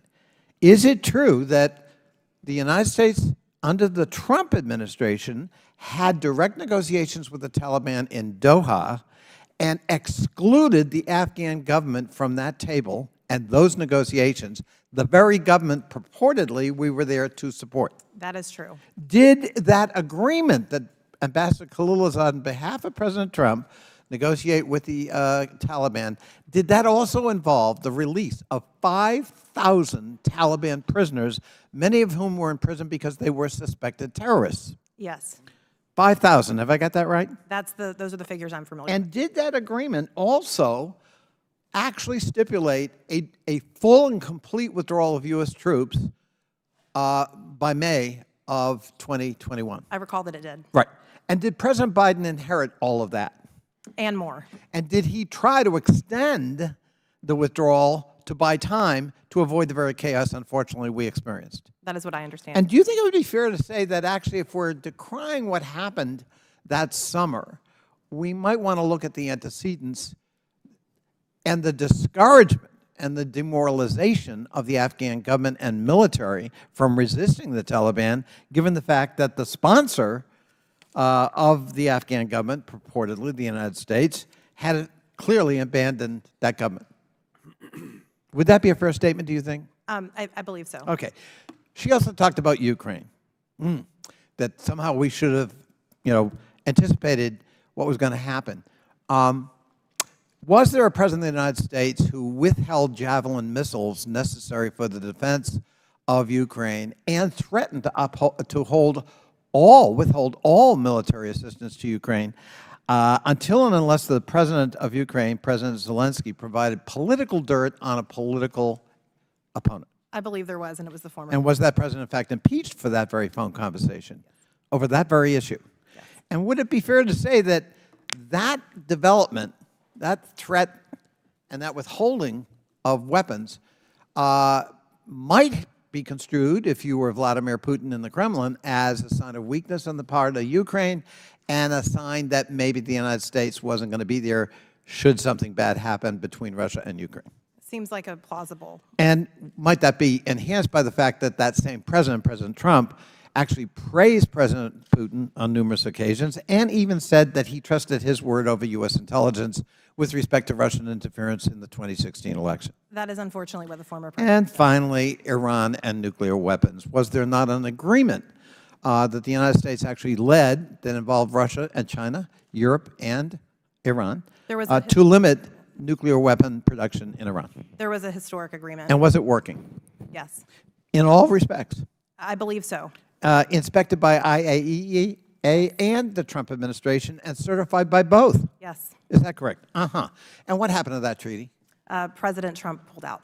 And has Iran been less active in producing nuclear weapons or more? Iran is now a greater threat because of that failure of diplomacy. So much for efficacy. Just thought I'd revisit that revisionist history of foreign policy. Thank you. Chair now recognizes Dr. Fox from North Carolina. Thank you, Mr. Chairman, and thanks to our witnesses for being here today. Mr. Krikorian, according to the Office of Management and Budget, each year the taxpayers provide more than $1.2 trillion or nearly 5% of GDP in funding for thousands of programs across the entire government through grants and other forms of financial assistance. For such a large sum, taxpayers need assurance that their money is not being wasted or spent undermining law and order. However, taxpayers have no such assurances today. Should American taxpayer funds be given to organizations and NGOs that undermine U.S. immigration laws and help illegal aliens get into our country? No, Congresswoman, they should not. And in fact, you're seeing that every day, even outside the United States, where NGOs funded by American taxpayers are facilitating the move of illegal immigrants to our borders. A second question, please. Last year, the DHS Inspector General published a report on the Biden-Harris administration's failure to provide adequate oversight of federal grant funding. That is why I introduced H.R. 8334, the Grant Integrity and Border Security Act, to require any entity seeking a federal grant to certify that they have not and will not violate federal immigration law with regard to assisting or attempting to bring aliens into the United States illegally. This committee voted to pass H.R. 8334 in May to help correct yet another of the Biden-Harris administration's failures. Can you provide us with other examples of where the Biden-Harris administration refuses to enforce existing U.S. immigration law as Congress intended? Well, the big example is the refusal to detain people who are under law required to be detained. If an inadmissible alien either crosses the border illegally or shows up at a port of entry and says that he is making some kind of protection claim, he fears being returned to his home country, the INA requires that person to be detained. And the release, the mass release from detention of people who have no right to be in the United States is the single biggest driver of subsequent illegal immigration. In other words, someone who is thinking about immigrating to the United States and paying a smuggler a lot of money to do so is only going to do that if the odds of his succeeding, which is to say being let go into the United States, is high enough.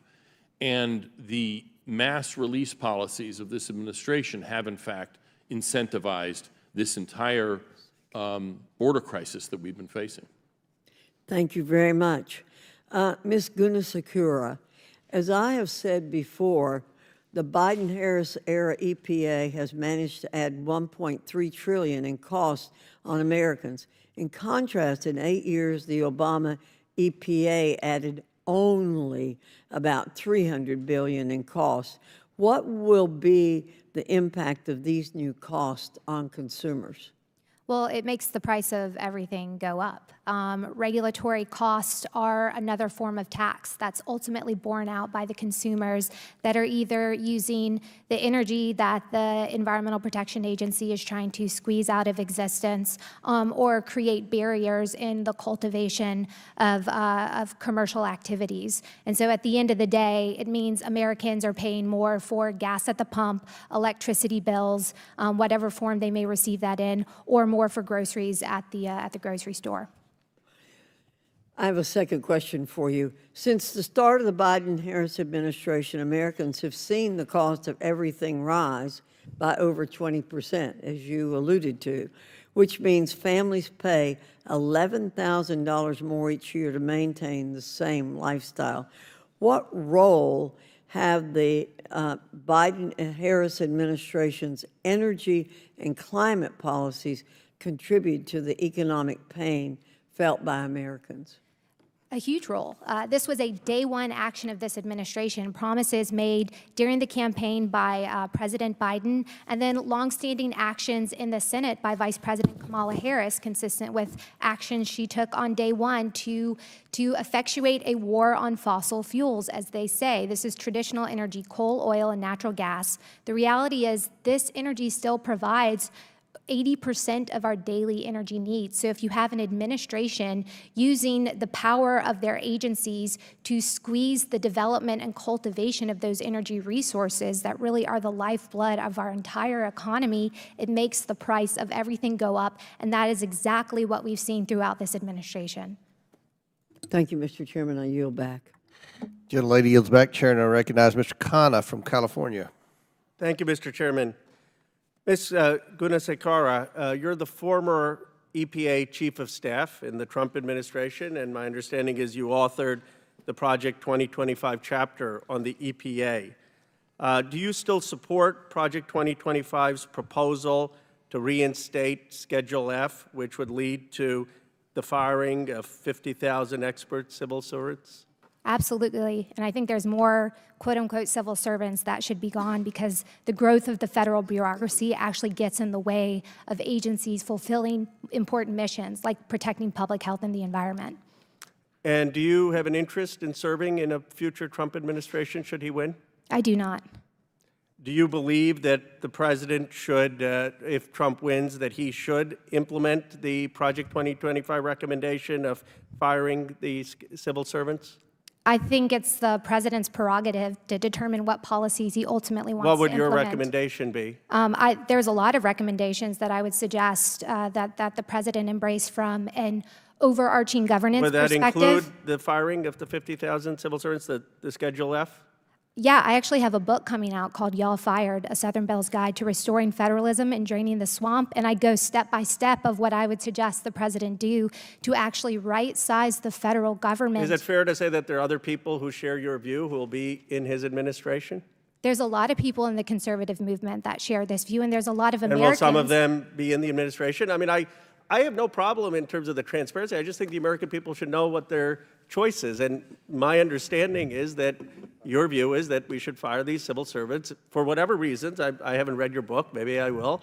And there are other people in the conservative movement who wanted to do that. And if Trump wins, you believe they should help implement that, correct? I don't know who the president plans to hire for various positions. I know when he's ready to announce that, he will. But certainly it's reasonable to assume some of these people would be in the administration pushing this view of bureaucratic reform, as you put it. Yeah, bureaucratic reform is very. And that includes firing these 50,000 civil servants. Again, I would suggest more than 50,000, but there's a lot within the conservative movement that believe, and a lot of the American electorate that actually believe the growth of the federal bureaucracy. I appreciate your perspective. I just want to make sure that people, because Donald Trump is saying, oh, I don't know anything about Project 2025. You should just say, yes, we're going to fire 50,000 civil servants like you've been honest about. I respect that. so that the American people can see if that's what they really Yeah, want. Mr. Khanna, Let me just go to Mr. Carr. I would just say Schedule F, the policy existed well before the most recent iteration I of the appreciate mandate that. for leadership. Mr. Carr,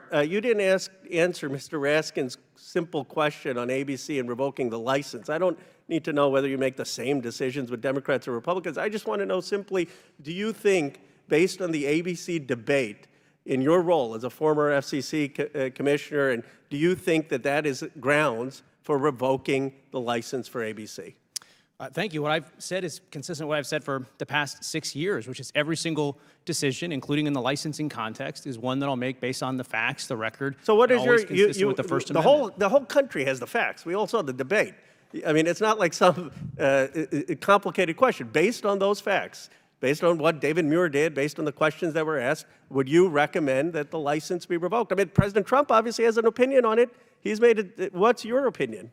Look, I think I've been pretty clear. Again, I've been nominated by both President Biden and That's not answering the question. That's not answering the question. I mean, I've been asked different versions. You know, I'm of this not trying to be a question. debate moderator, but it's a simple. That answer would never fly in a debate. I mean, come on.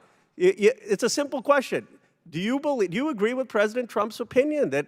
Look, at least I respect that Trump has an opinion. Just give us your opinion, yes or no. My opinion is that the FCC in every single case has to apply the law consistent with the First Amendment. And I'm saying, how would you apply it here? If Trump looked at the debate, he said the debate was unfair. He says that one thing that people respect about him, he says what he believes. You're sitting here and not giving us an opinion. Just say, yes, I agree with President Trump, or no, I disagree with it. This is what people, they hate the obfuscation. Just take a stand. How hard is it? My position is clear. What you're raising are concerns about weaponization. I think that's important that we talk about that.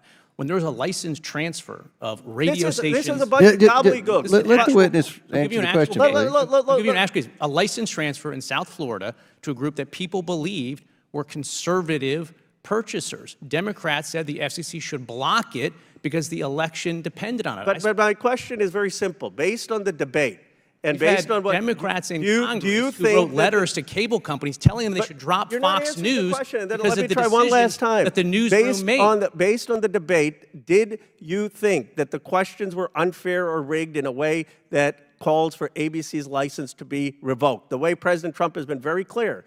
I respect, he's very clear on his view. Do you agree or disagree with his view? It's a yes or no.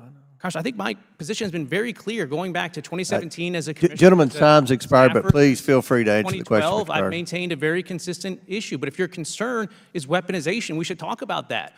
When President Biden stood at the White House podium and said Elon Musk is worth being looked at, and then all of a sudden, the FCC abruptly reverses a 2020 decision to get him $885 million to bring broadband to 640,000 people. I think that's concerning. When Democrats in Congress write letters to cable companies asking them to drop Fox News because of the decisions, I think that's concerning. And so I think you've seen from my record a consistent pattern of always basing my decisions at the FCC based on the law, the facts, and the First Amendment. That's what I've done. That's what I'll always do. Very good. Chair now recognizes Mr. Palmer from Alabama. Thank you, Mr. Chairman. For the record, I've already taken care of ABC. I don't watch them.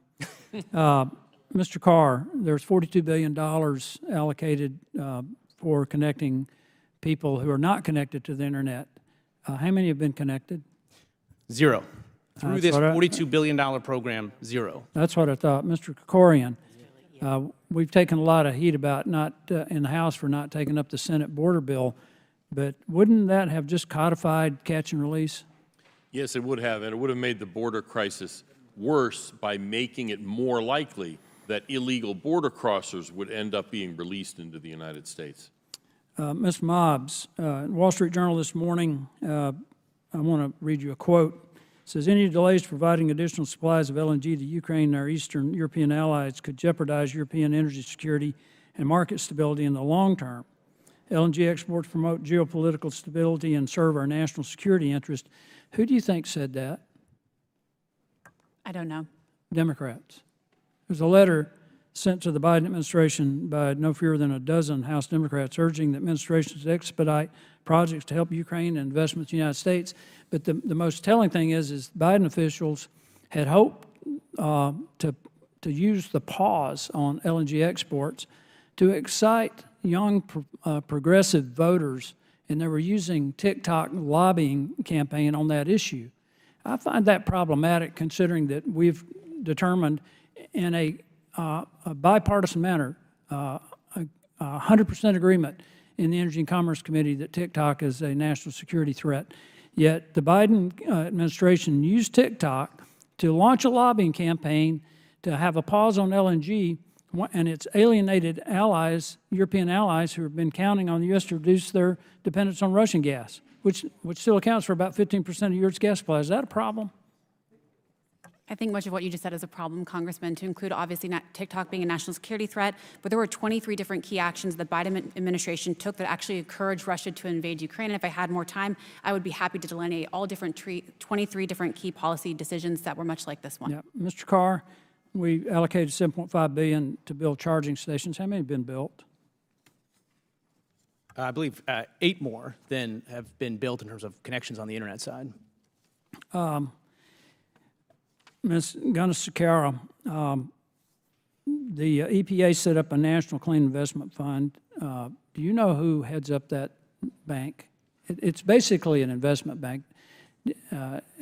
In your experience at the EPA, how many investment bankers did the EPA have on staff? None that I recall.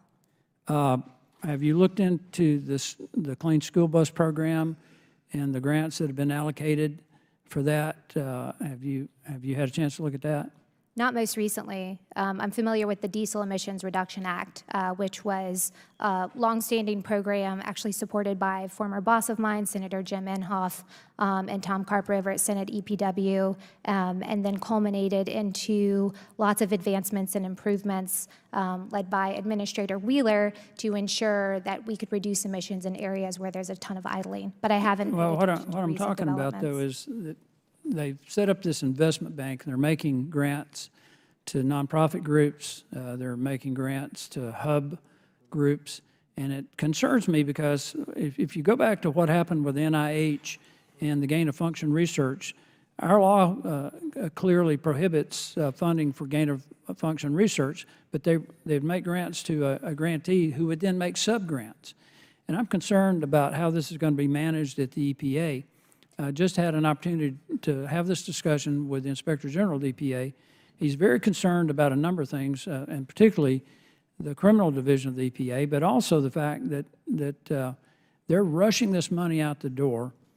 He cited one instance where a school administration applied for a grant for a clean school bus, and they have no students. Is that a problem? Yeah, that's a huge problem. And waste, fraud, and abuse through the grant program, especially when an agency like EPA is receiving billions of dollars to be funneled through their grant office, that they're not equipped to handle that degree of taxpayer funds appropriately or responsibly, it creates all sorts of opportunities for nefarious uses. Okay, on the criminal division, they've bought military-style weapons, military equipment, and yet my Democrat colleagues want to defund the police, but they want to militarize the EPA's criminal division. Is that a problem? Yeah, I see that as a problem. I would suggest defense resources go towards defense agencies, and that is not within EPA's mission. Thank you for your answers to all the witnesses. I yield back. Gentleman yields back. Chair, and I recognize Ms. Brown from Ohio. Thank you, Mr. Chairman. I'm disappointed how this committee is continuing to operate. No solution for the American people. Chaos and confusion and baseless accusations against President Joe Biden and Vice President Kamala Harris. Kamala, like the pronunciation. And I know that we've addressed this multiple times, but it is frustrating to see adults that cannot master the art of pronunciation that was put on display by elementary school-age children. It is disappointing, it is disrespectful, it is disparaging, but it seems like this is the only path that the majority continues to pursue. That is because my colleagues on the other side of the aisle do not have a positive agenda. They don't have a plan to increase access to health care. They don't have a plan to protect a woman's right to bodily autonomy. They don't have a plan to protect our climate, Social Security, and Medicare and SNAP access. Democrats, on the other hand, and the Biden-Harris administration have actual plans, not concepts of plans, but real plans. And we have been hard at work delivering on behalf of the American people. Unemployment is at an all-time low. The economy is growing from the middle out. Healthcare is more affordable than ever, and so much more. Just as one example, under President Biden and Vice President Harris's leadership, we have had the largest investment in the nation's infrastructure in the last 75 years with the bipartisan infrastructure law. Unlike the previous administration, which only talked about Infrastructure Week, but never did anything. President Biden and Vice President Kamala Harris led the way.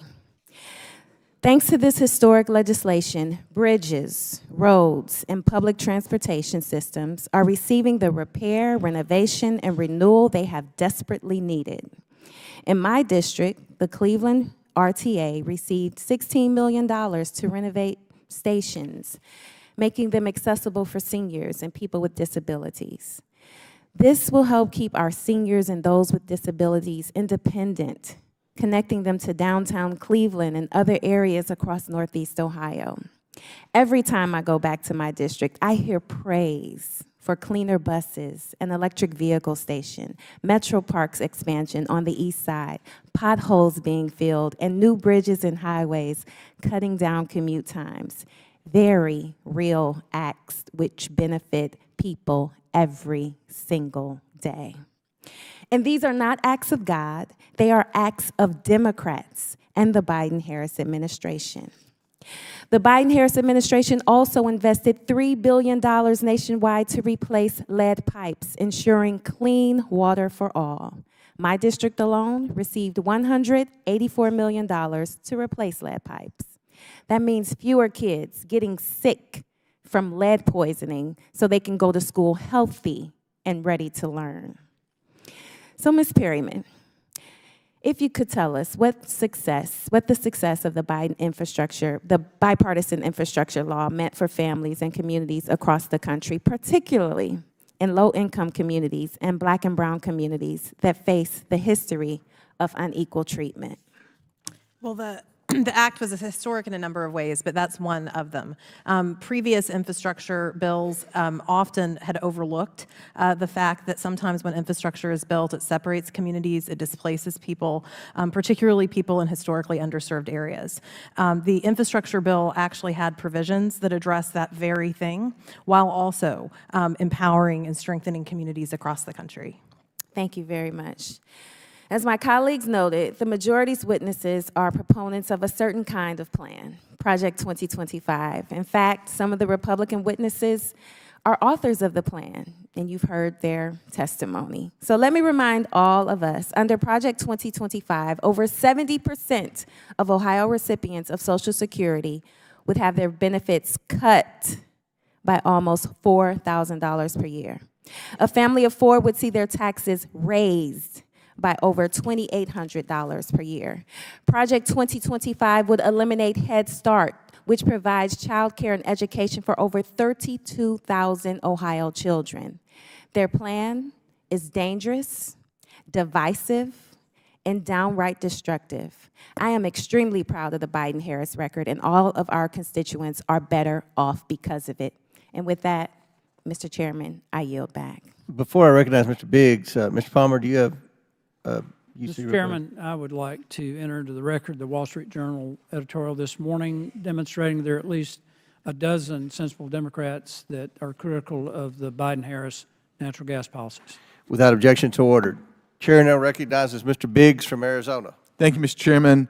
I just want to point out before I get into my question that unless you have all 8 of those electric vehicles built by NEVI with the $5 billion given to NEVI in your district, then you've got EVs that are done by the private sector, and that you should acknowledge that, perhaps, maybe, when you're talking about how great they are. So I appreciate the testimony of the witnesses. Mr. Krikorian, thank you for your work. Let's ask you some numbers quickly, Mr. Krikorian, and I want you to let me know if these are accurate or in the ballpark. 8 million illegal alien encounters by CBP during the Biden-Harris regime. Actually, more than that, because that's the southern border. When you count the whole country, it's more than 10 million. Right. Very good. Southern border. 5.6 million illegal aliens released into the United States by this administration? As far as I know, yes. They're not very transparent about it, but that's the conclusion we've come to. 1.9 million known gotaways? Yep. Myriad number of unknown gotaways? We don't know what that number is, obviously, because it's unknown. 617,607 illegal aliens released into the country with criminal convictions or pending criminal charges. I don't have the number in front of me, but yes, I think that's correct. And in early 2021, the administration tapped Vice President Harris to serve as the administration's border czar. That's not my title. It's not a title manufactured by Republicans.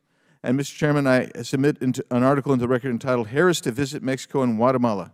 Without objection. And border czar Kamala Harris often blames the root causes or push factors in Central America for the border crisis. Do you agree with that assessment, Mr. Krikorian? Those factors are endemic. The reason we had the border crisis is because of the pull factors, the other side, which is to say policies this administration implemented.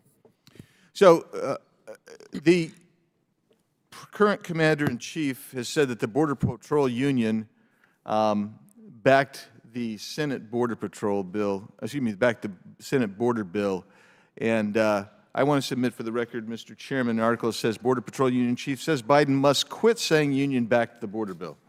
Without objection, so ordered. And Mr. Krikorian, the Senate border bill allowed 5,000 individuals to encounters a day before you could even begin to call it an emergency situation. Isn't that true? Yes, it is. And then before the president was mandated to take any action, it allowed up to 7,500 people a day. Is that correct? Yep.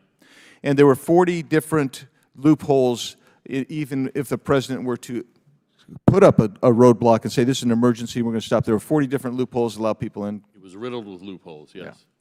So, Mr. Chairman, I have an article here. The Biden-Harris parole pipeline releases more than 1.3 million migrants into American communities. So over the last 15, and I'd like to admit that to the record.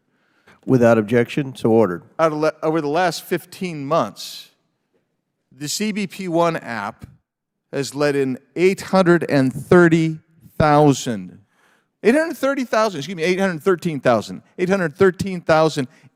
the country, CBP-1 app. They don't include those in the encounter figures that they release. Isn't that true, Mr. Krikorian? It's not included in the border encounter numbers. It is included in the overall release numbers.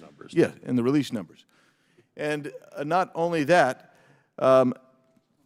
they also released over 500,000 from the CHNV program, which for folks who don't know what that is, that's the Cuba, Haitian, Nicaragua, and Venezuelan program, which, by the way, they stopped. You remember that when they stopped that for 2 weeks? Why did they stop that, Mr. Krikorian? Do you remember? Because of widespread fraud on the part of supposed sponsors, because the people are supposed to have a sponsor, and so there were like multiple fake addresses, fake sponsors, hundreds of people sponsored by the same person, that kind of fraud. Yeah, they said they had more than 12,000 cases of fraud, and they took 2 whole weeks to look at it, and then they reignited the program. So let's talk about some other impacts. Jerome Powell. Anybody know who Jerome Powell is? Federal Reserve Chair, right? He suggested just the other day that the influx of migration is contributing to rising unemployment. I'd like to submit that for the record, please, Mr. Chairman. Without objection, so ordered. I'd like to submit another article for the record. This one says CBP-1 application migrants are released into the United States, no asylum questions asked. Without objection, so ordered. Yeah, and then we get to the end of this, and the border, having just been to the border once again, just 2 weeks ago, I can tell you, folks, it continues to be wide open, and this administration drives that. They're providing every incentive in the world. They love an open border. I yield back. Gentleman yields back. Chair now recognizes Ms. Crockett from Texas. Thank you so much. You know what, this hearing is actually the best example of what waste, fraud, and abuse looks like, because the only reason we're having this hearing is because somebody got their feelings hurt in a debate, And I don't understand why we're wasting taxpayer dollars. Next time, tell your big boy to show up and be ready to handle the woman in the room who hopefully will become the next president of the United States. Nevertheless, while we do have two amazing authors from Project 2025, which it seems like everybody got the memo, like, yes, I'm going to double down and say it's my thing, but I'm going to make sure I also say that it ain't our homeboys thing, because we know that it doesn't poll very well with the American people, because the American people are woke enough to recognize that there is nothing good in it for them. So with that being said, Ms. Perryman, I'm just curious, and this is yes or no. Is Trump's name ever mentioned in Project 2025? Yes or no? Just yes or no. I got you. I got you. Within the document itself, yes. There are a number of references to the former administration. So is Trump's name mentioned just one time? I believe it's mentioned more. Okay. 5 times. I haven't counted. Oh, okay. Well, if I told you that his name is mentioned approximately 312 times, would you have any reason to dispute that? I don't have any reason. Okay, thank you very much. So it's interesting that we want to try to pretend. We're not going to pretend in here. We're going to work with facts and not fiction. So I also want to talk about inflation really quickly with you, Ms. Perryman, because we've talked about it a lot.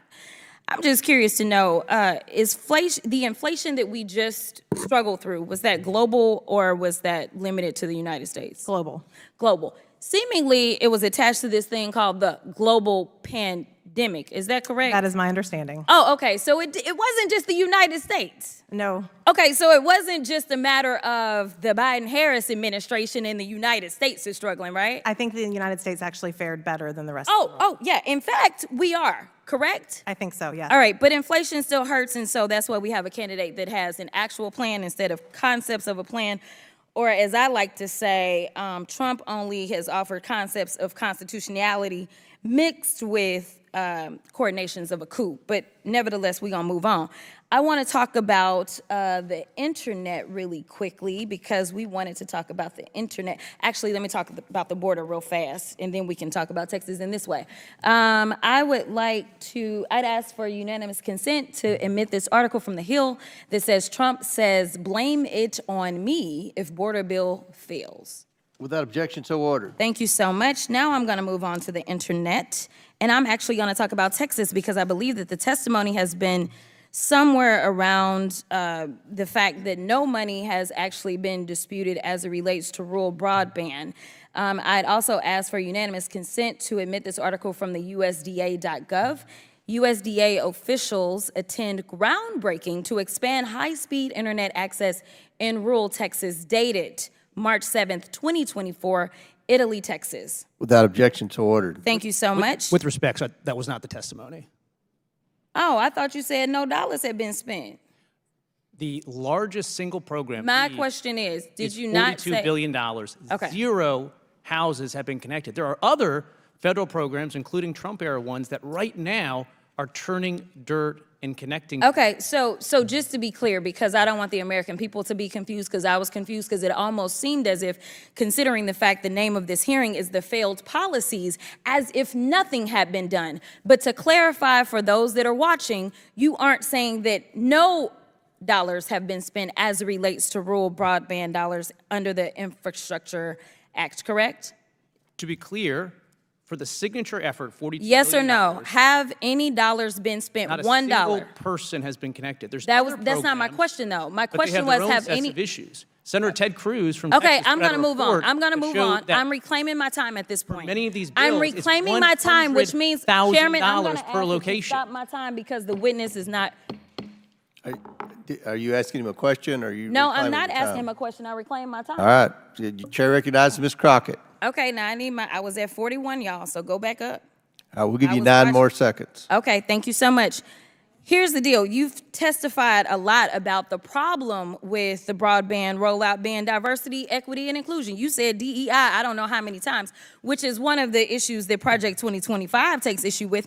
But it's interesting to me because I have another article from the Texas Tribune, and it actually specifically states that internet providers say they are simultaneously hopeful and skeptical about whether the incoming federal dollars will be enough to connect the most underserved Texans. Historically, other federal rural broadband funding programs have seen limited success because many companies who committed to providing broadband went into default after radically underestimating their cost. It doesn't say anything about diversity. And the final thing that I will say Do you is know why that those this costs have election, increased so I didn't ask you a substantially? question. The final thing that I will say is that this election is the best example of why y'all are so afraid of diversity, equity, and inclusion, because then you can't have a simple-minded, underqualified white man somehow end up ascending. Instead, you've got to pay attention to the qualified black woman that is on the other side. And with that, I will yield.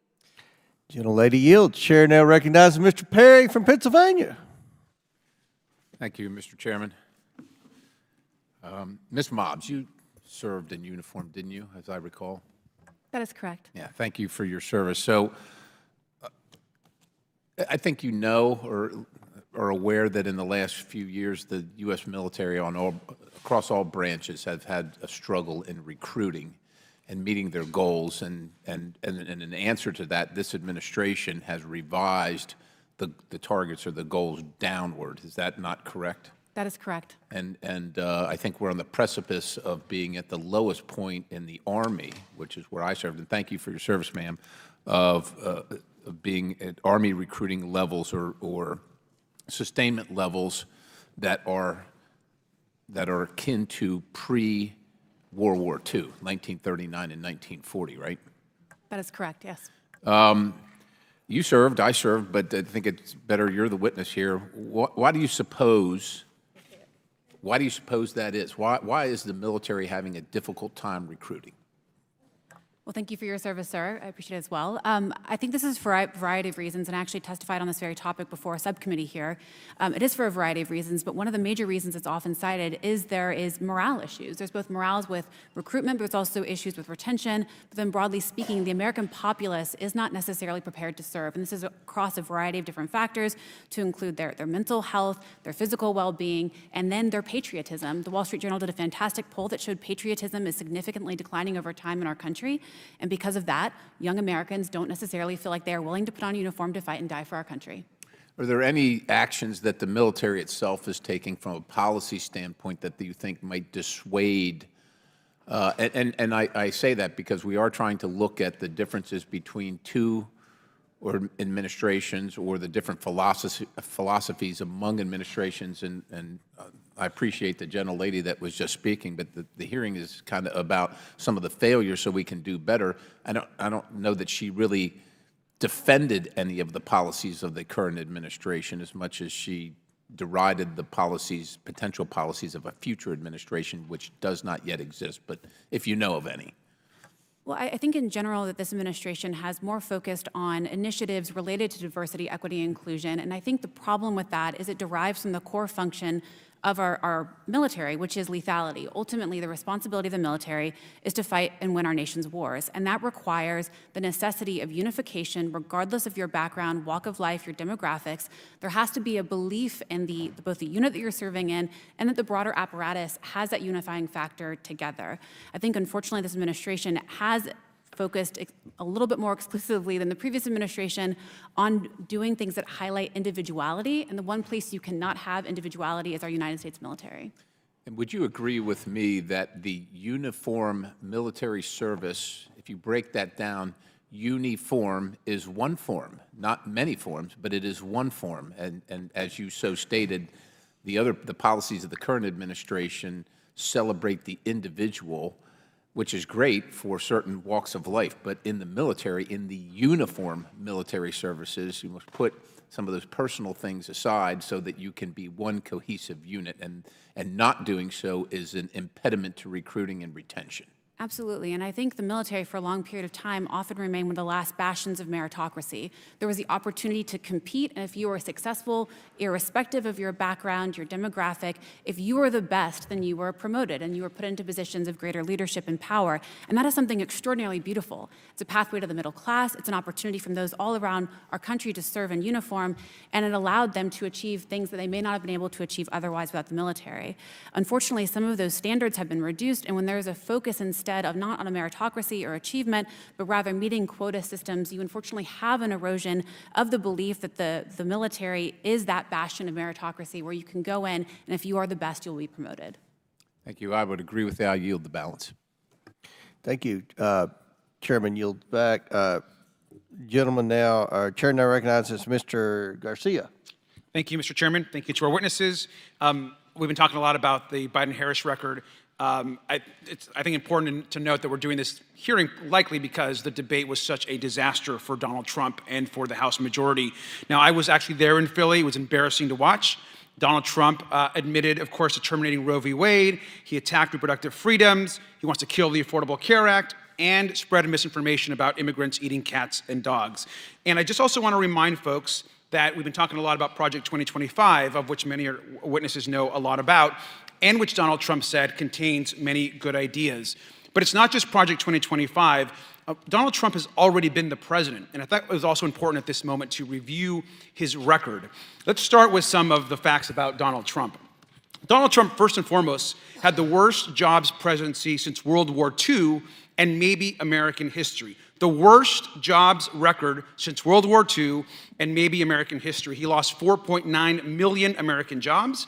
He added 4.8 trillion to the debt, even without the COVID-related spending. Now, cities and communities like mine were facing disaster. State and local governments were looking at service cuts. Schools, vital programs were all being looked at being cut. By contrast, if we're talking about the Biden-Harris record, 15.4 million jobs were added during the Biden-Harris administration. And the Project 2025 agenda, we know, will raise a sales tax on everything we buy, and economists think it will cost the American family an average of $1,700 per year and would cost 600,000 American jobs and could even cause a recession. But it's not just the economic destruction. Let's talk about his COVID mismanagement. We lost 1.3 million American lives, a disaster under Donald Trump. He asked people that we could combat the virus by injecting disinfectant into people's bodies. He failed to get PPE out the door. He picked fights with governors rather than uniting the country. We were on our own, and Donald Trump should own his failures with the pandemic. But let's look at the rest of the Trump record. He destroyed Roe v. Wade as the third thing on this bullet point. He brags about the extremist Supreme Court and turning back Roe v. Wade. Just this week, ProPublica documented a heartbreaking case where a Georgia woman waited for 20 hours after doctors refused to perform a routine procedure. She passed away. Her death was preventable, but Donald Trump is putting these state abortion bans in place through his judges and the legislatures all across the country. But let's talk about family separation, because it doesn't just end there. His record attacking immigrants like myself and my family is also shameful. He's promising the most extreme mass deportations in the country, going door to door to arrest our neighbors and friends. He believes that immigrants poison the blood of his country, his quote, not mine. And of course, let's remember, he just, at the debate, he kept talking about somehow immigrants, Haitian immigrants, are eating pets in Ohio, and we know that's not true. This country and the world should be united against this type of rhetoric and this record. We all want a secure border, but Donald Trump has shown us time and time again through his record and his future agenda, the Project 2025 agenda, that he has zero respect for immigrants and for the Latino community. But I want to also end with January 6th. Donald Trump betrayed his oath of office when he provoked an attack on this Capitol and an insurrection on January the 6th. Project 2025 shows how we will continue to threaten our institutions and our democracy.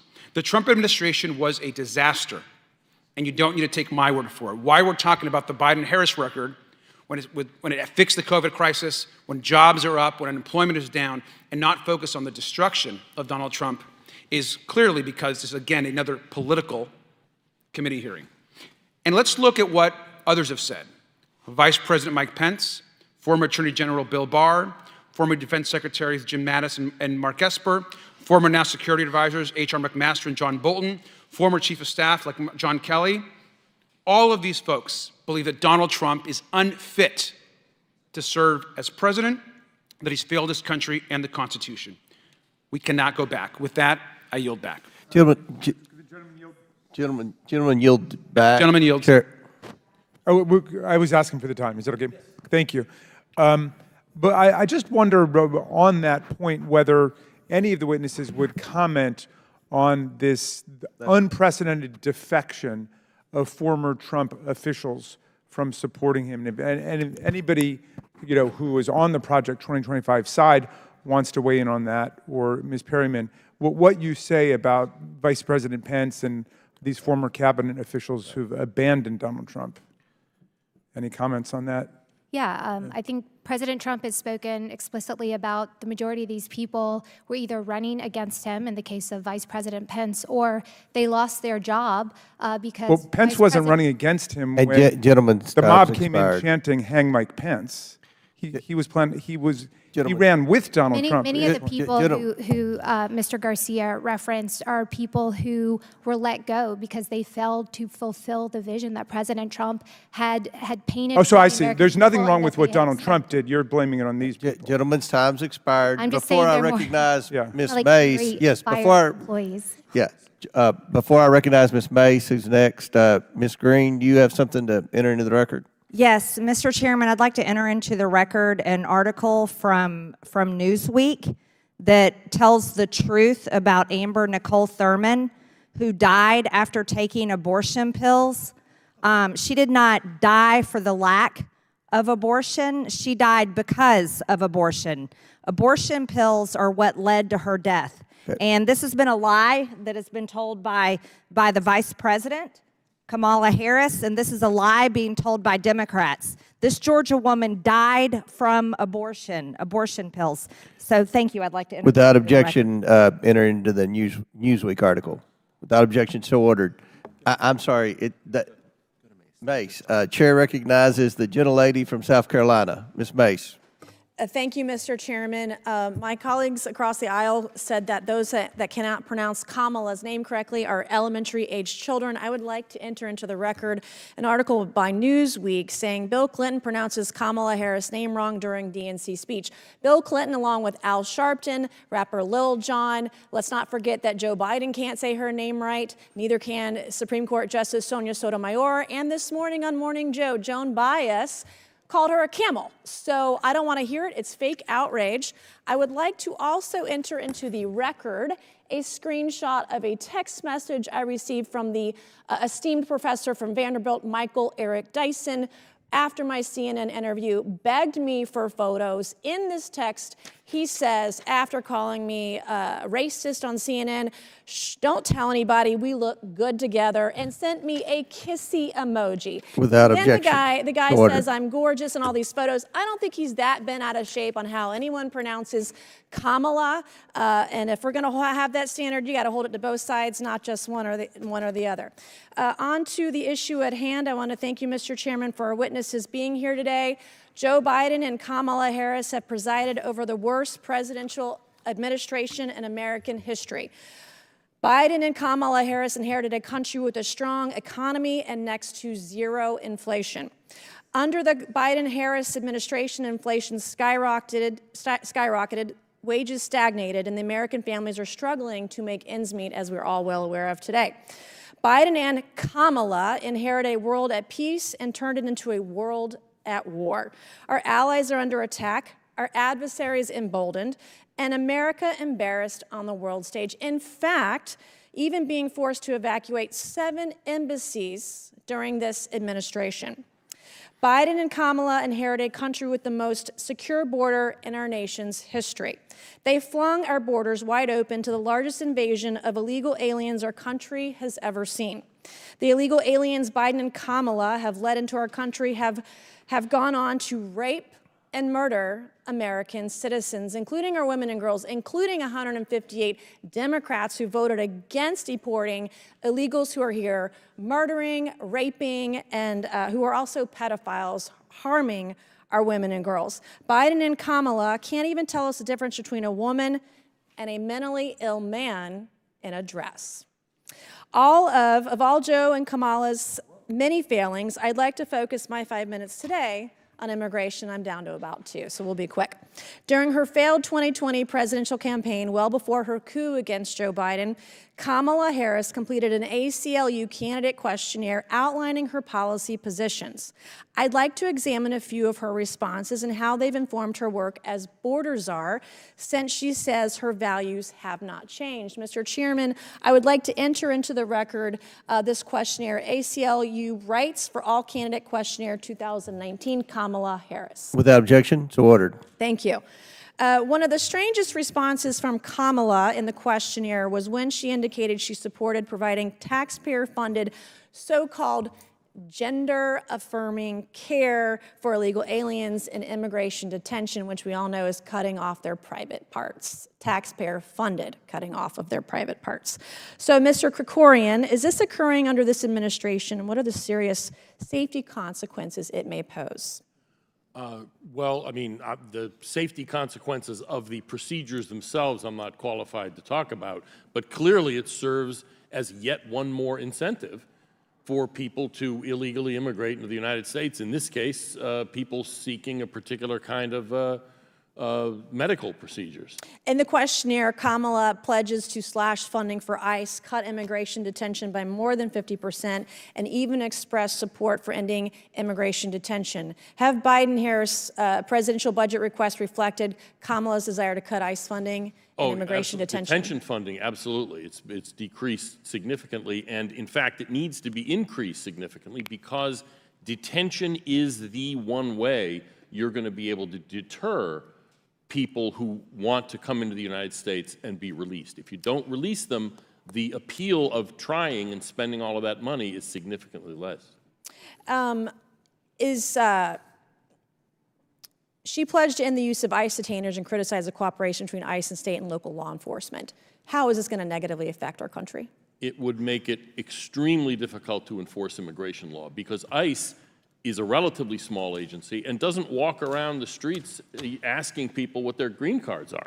The main vehicle for finding illegal aliens, if you don't do worksite enforcement, which this administration has essentially stopped, is working with state and local law enforcement. When they arrest people for state and local crimes, their fingerprints go to DHS and they're flagged as somebody that they know to be an illegal immigrant. A detainer is the request ICE sends out to say, hold on to this person for 48 hours at least, I mean up to 48 hours so we can go and get them. If you're not using detainers, it is one of the most pro-criminal policies you could imagine because the only people protected by stopping ICE detainers or not honoring them as sanctuary cities do, the only people protected are criminals. So it is a pro-criminal policy as well as an anti-immigration enforcement in general policy. Thank you, Mr. Chairman. I yield back. Gentlelady yields back. Chair recognizes Mr. Kassar from Texas. Good morning. Mr. Krikorian, you're an advisory board member for Project 2025, correct? Yes or no? Yes. Mr. Krikorian, in addition to being a Project 2025 board member, you also run the Center for Immigration Studies. You've done that for decades, where you spread and disseminated writings of people like Kevin McDonald, John Friend, and Jared Taylor, correct? We used to have an email service that distributed links to those op-ed. to their writings. That's right. And the New York Times and all kinds of other. Correct. And you, across so the board. yes, I know that you're aware that you spread the writings of these three along with others, but these three are egregious examples. McDonald is the editor of a white nationalist journal. Your organization, as you said, disseminated his writings. He blamed Jewish people for the deaths of millions of people in the 20th century. John Friend, who you just said you disseminated his writings, is an infamous Holocaust denier. You spread his writings. Jared Taylor stated, quote, and I quote, this horrible quote, that when black people are left on their own, civilization disappears, end quote. That's what he said. You, a Project 2025, we distributed only. You only distributed. about Correct. I understand. I'm immigration reclaiming my time, Mr. Chairman. Correct. You only disseminated writings Nor from did you multiple white research the nationalists. background Reclaiming my of time. every I'm going to person ask you a question, sir. I'm going to ask you the next wrote question. about immigration. Reclaiming my time, Mr. Chairman. I'd like that time back. So you, a Project 2025 board member, you're stating you did not disseminate, for example, Mr. Taylor and Mr. McDonald or Mr. Friend's specific quotes here, but you just continuously disseminated these white nationalists' writing. One time is a problem. When you do it over and over and over again, it's a pattern. But I'll stop asking about the things that you and your organization disseminated. I'll ask you, Mr. Kerkorian, and I know you're a Project 2025 board member. Your recent quote from a few years ago where you said, quote, Haiti is so screwed up because it wasn't colonized long enough, end quote. Is that correct? Did you say that? I'm happy to talk about that all you want. You did say it, that's right? I wrote it, yes. You said that. Haiti was colonized as a slave plantation colony. The French colonized Haiti so that slaves would work on plantations. The end of colonization in Haiti was so that the people there would no longer be slaves. So what you're saying, and I read your quote, and anybody watching this online should go read it.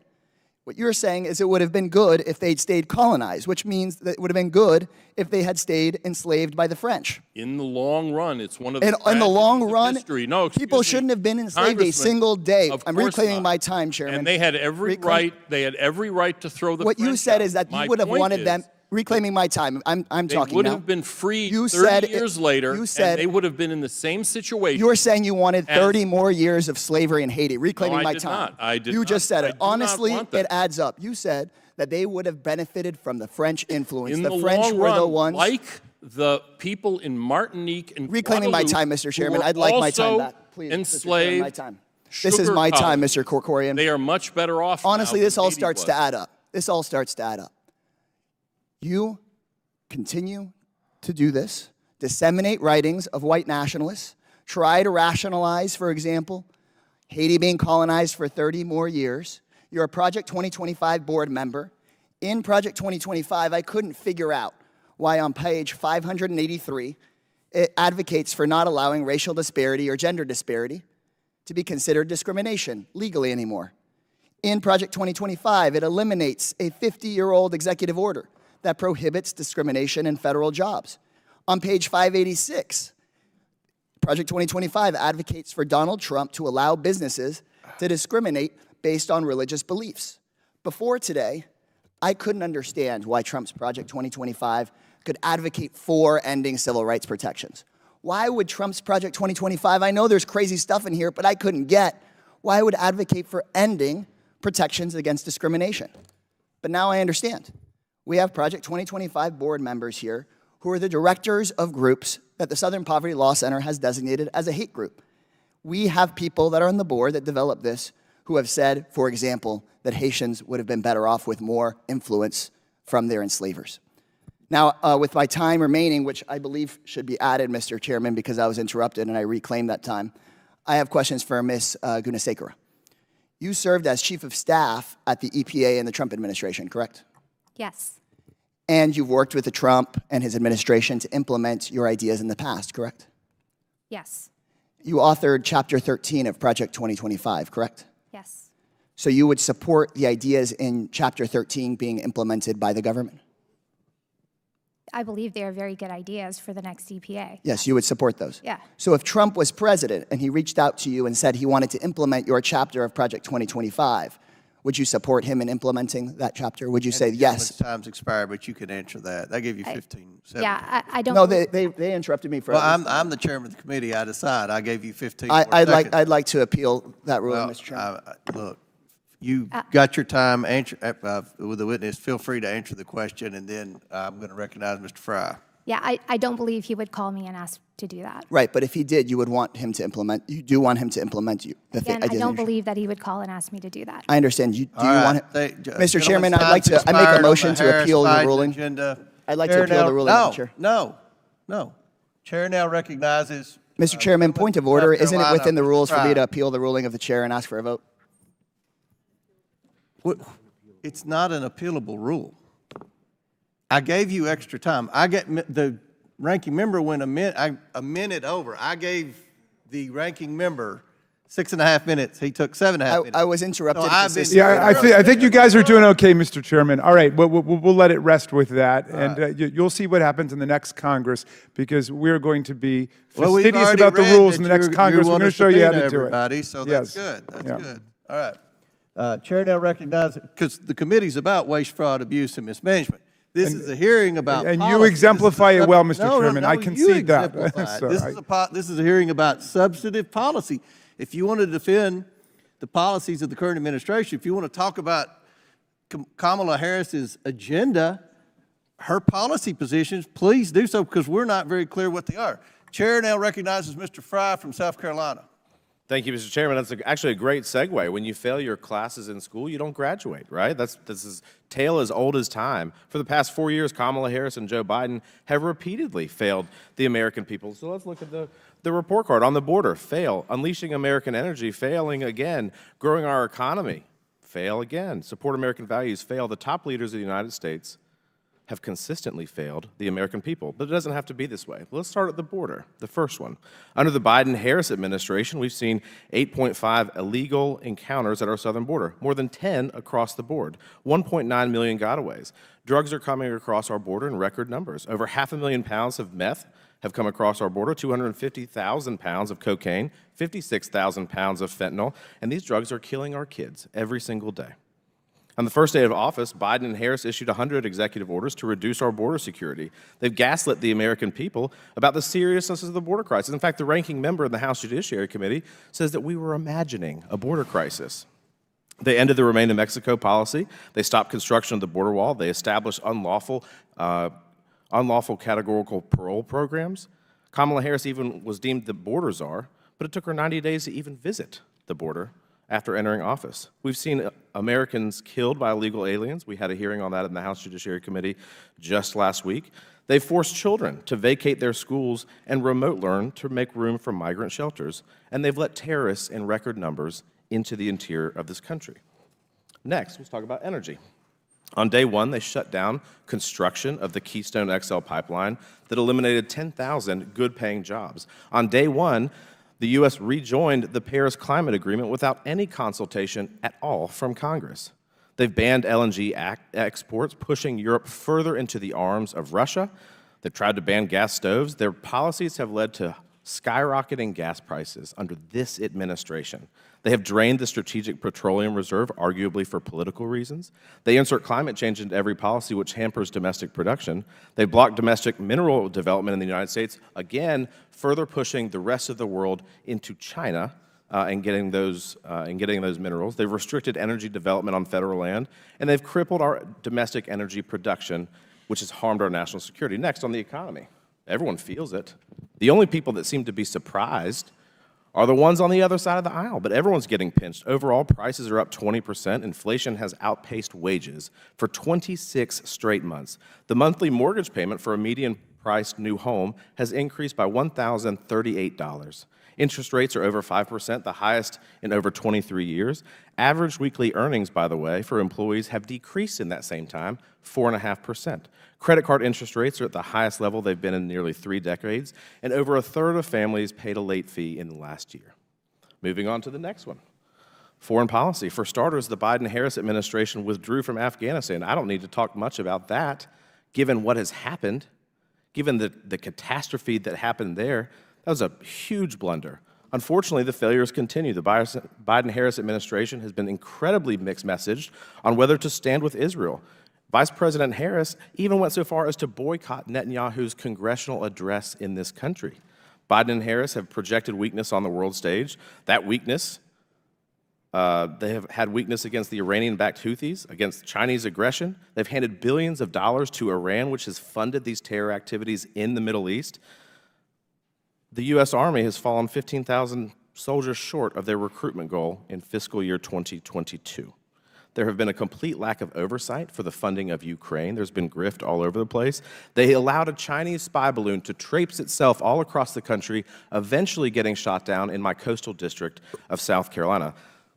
They allowed Cuba, a known state sponsor of terrorism, to tour the Miami TSA facilities. They've discharged troops for refusing the COVID vaccine. Let's talk about American values for a second. They've worked to insert DEI initiatives into every aspect of our lives. They allow males to compete in women's sports. Biden and Harris proclaimed Easter as the Transgender Day of Visibility. They have been funding abortions and travel expenses through the Pentagon for military personnel. They have lied to the American people about Biden's cognitive state. I could go on and on and on. And so for somebody who wants a promotion to the highest office in the land, you first have to pass the test. And in every which way, Kamala Harris has not passed the test. She has not upheld her oath of office, and she has failed the American people, and we should not promote her. Thank you, Mr. Chairman. I yield back. Gentleman yields back. Mr. Chairman? Chair recognizes Ms. Green. I'd like to enter for the record a Fox News interview by Brett Baer with Heritage Foundation Kevin Roberts. Kevin Roberts stated for the record, he also published Project 2025, that Mr. Trump is telling the truth, confirming on Fox that Trump never collaborated on Project 2025 and never endorsed it, nor has Heritage Foundation endorsed Trump for president. Democrats are lying over and over and over again about Project 2025 and President Trump. Without objection, we'll enter into the Brett Baer interview. Without objections ordered. Chair now recognizes Ms. Lee from Pennsylvania. Thank you, Mr. Chair. I just want to appreciate for a moment that this hearing my Republican colleagues have called is about incompetence and failure of our federal government, when failure is exactly what they want to happen. Incompetence is their MO. The same Congress that can't pass a rules vote, can't pass a government funding bill, coming after the administration that has actually passed historic pieces of legislation like CHIPS and science and the Inflation Reduction Act and the infrastructure bill and an actually productive Congress. But when we talk about keeping the government functioning, let's be real. The people who are actually keeping things afloat are not my colleagues, thank God. And it's not even the president. It's our federal workforce. It's the hardworking career professionals across our agencies that work to improve our air quality and our water quality. They work to ensure that our medications are safe to take, that Social Security checks get to folks on time, and that our veterans can live with dignity and comfort after their service. These are regular folks who know how to get their job done day in and day out to serve the American people. There's a reason why these people are career professionals. There's a reason why they're not partisan shills.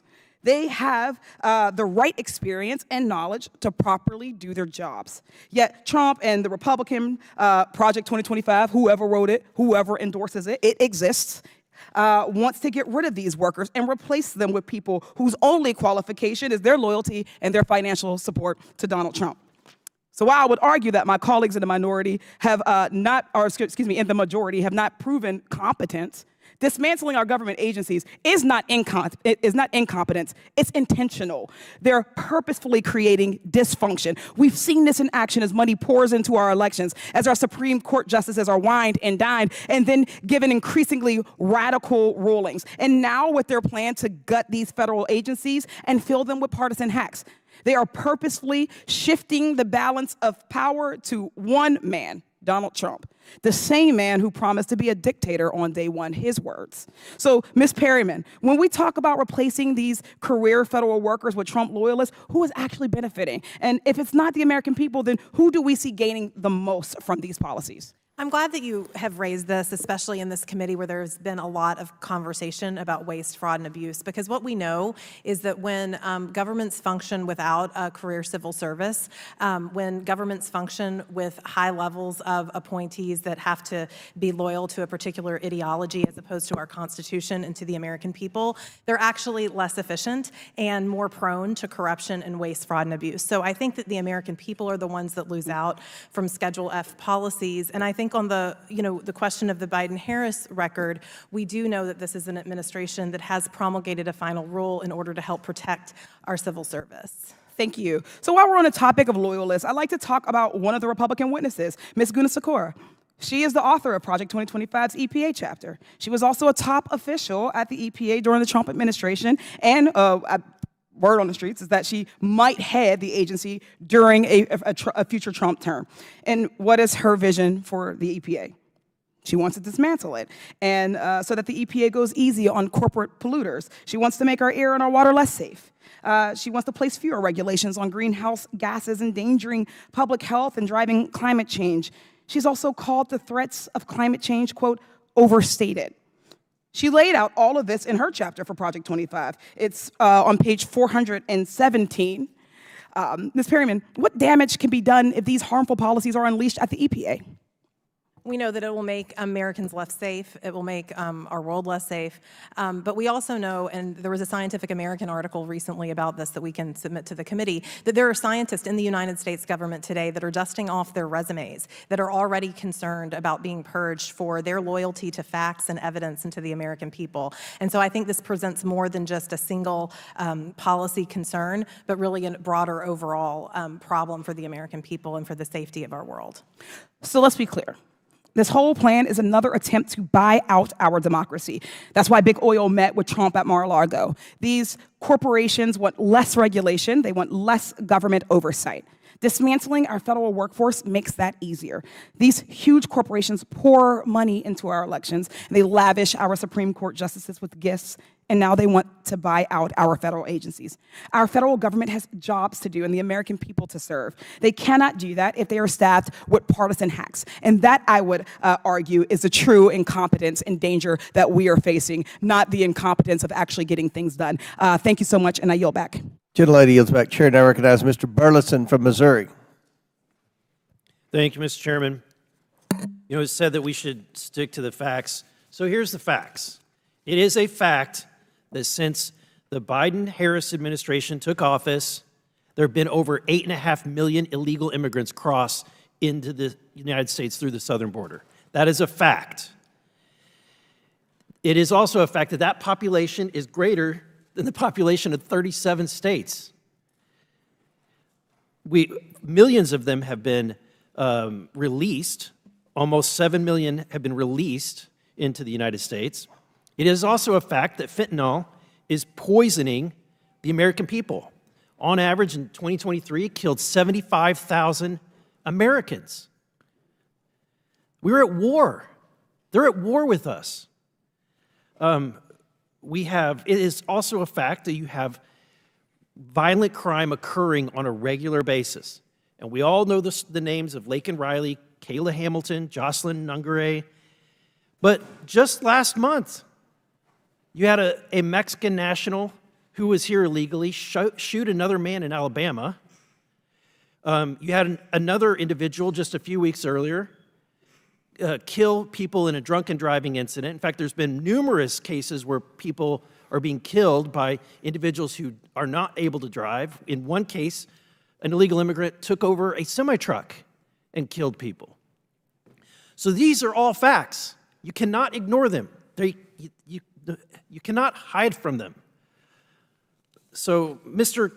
Krikorian, the state of Florida claimed that the federal court, that the Biden administration's policies, specifically the policies of parole and release, imposed significant costs on the state in educating minor children, housing. In addition, you have hospital visits.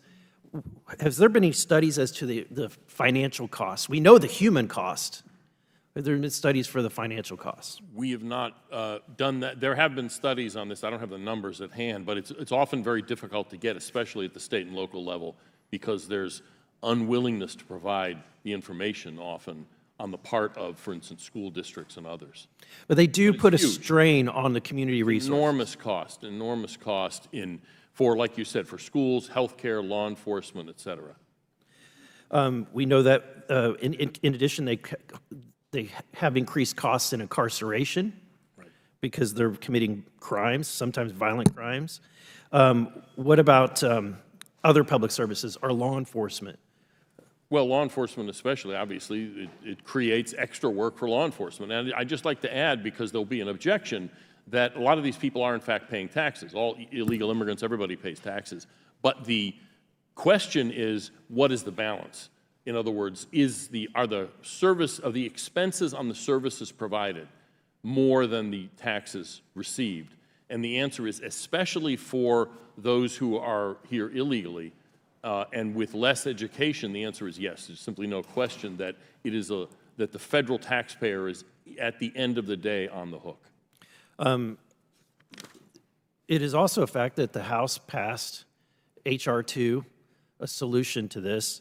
The Senate had a response. They have, instead of actually correcting this and fixing this problem and passing H.R. 2, they devised the Senate bill. What were your thoughts on the Senate bill. It would have made things worse. It was not a kind of thing where the House and the Senate bills could have split a difference. I mean, that happens. You all have dealt with that. That's inevitable in any kind of compromise.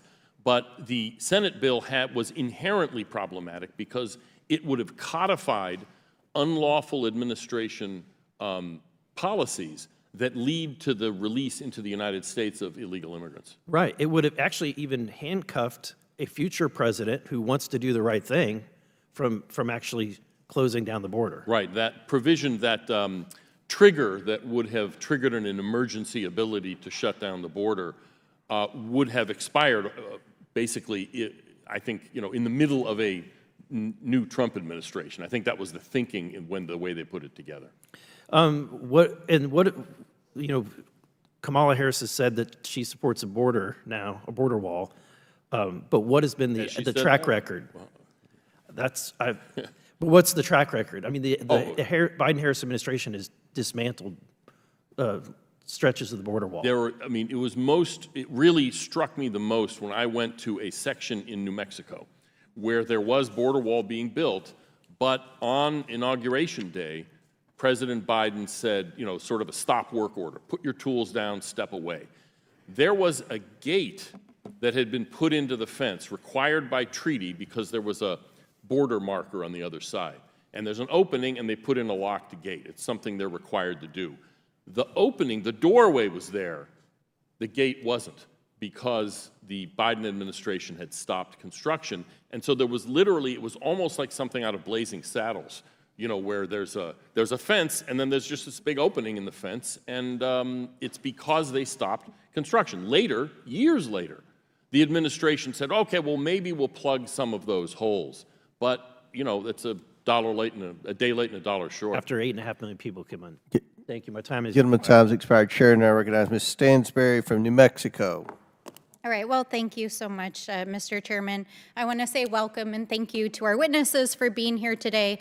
I respect it takes a lot to put yourself out there to come and testify in front of Congress, and I know that some of this ground has been covered before, and I really do appreciate the transparency that all of you have brought about your backgrounds, about your positions, and about your perspectives on the policy issues. But just to kind of put it all in one place, I want to quickly go through, and I'm going to mostly state it. I'll ask some questions as we go. Mr. Carr, I know you've said this has been asked and answered several times, but just, going back, we know you're currently serving in the FTC. You've been serving there since 2017, since Donald Trump appointed you, and you are the author of the FCC chapter of 2025, Project 2025, correct?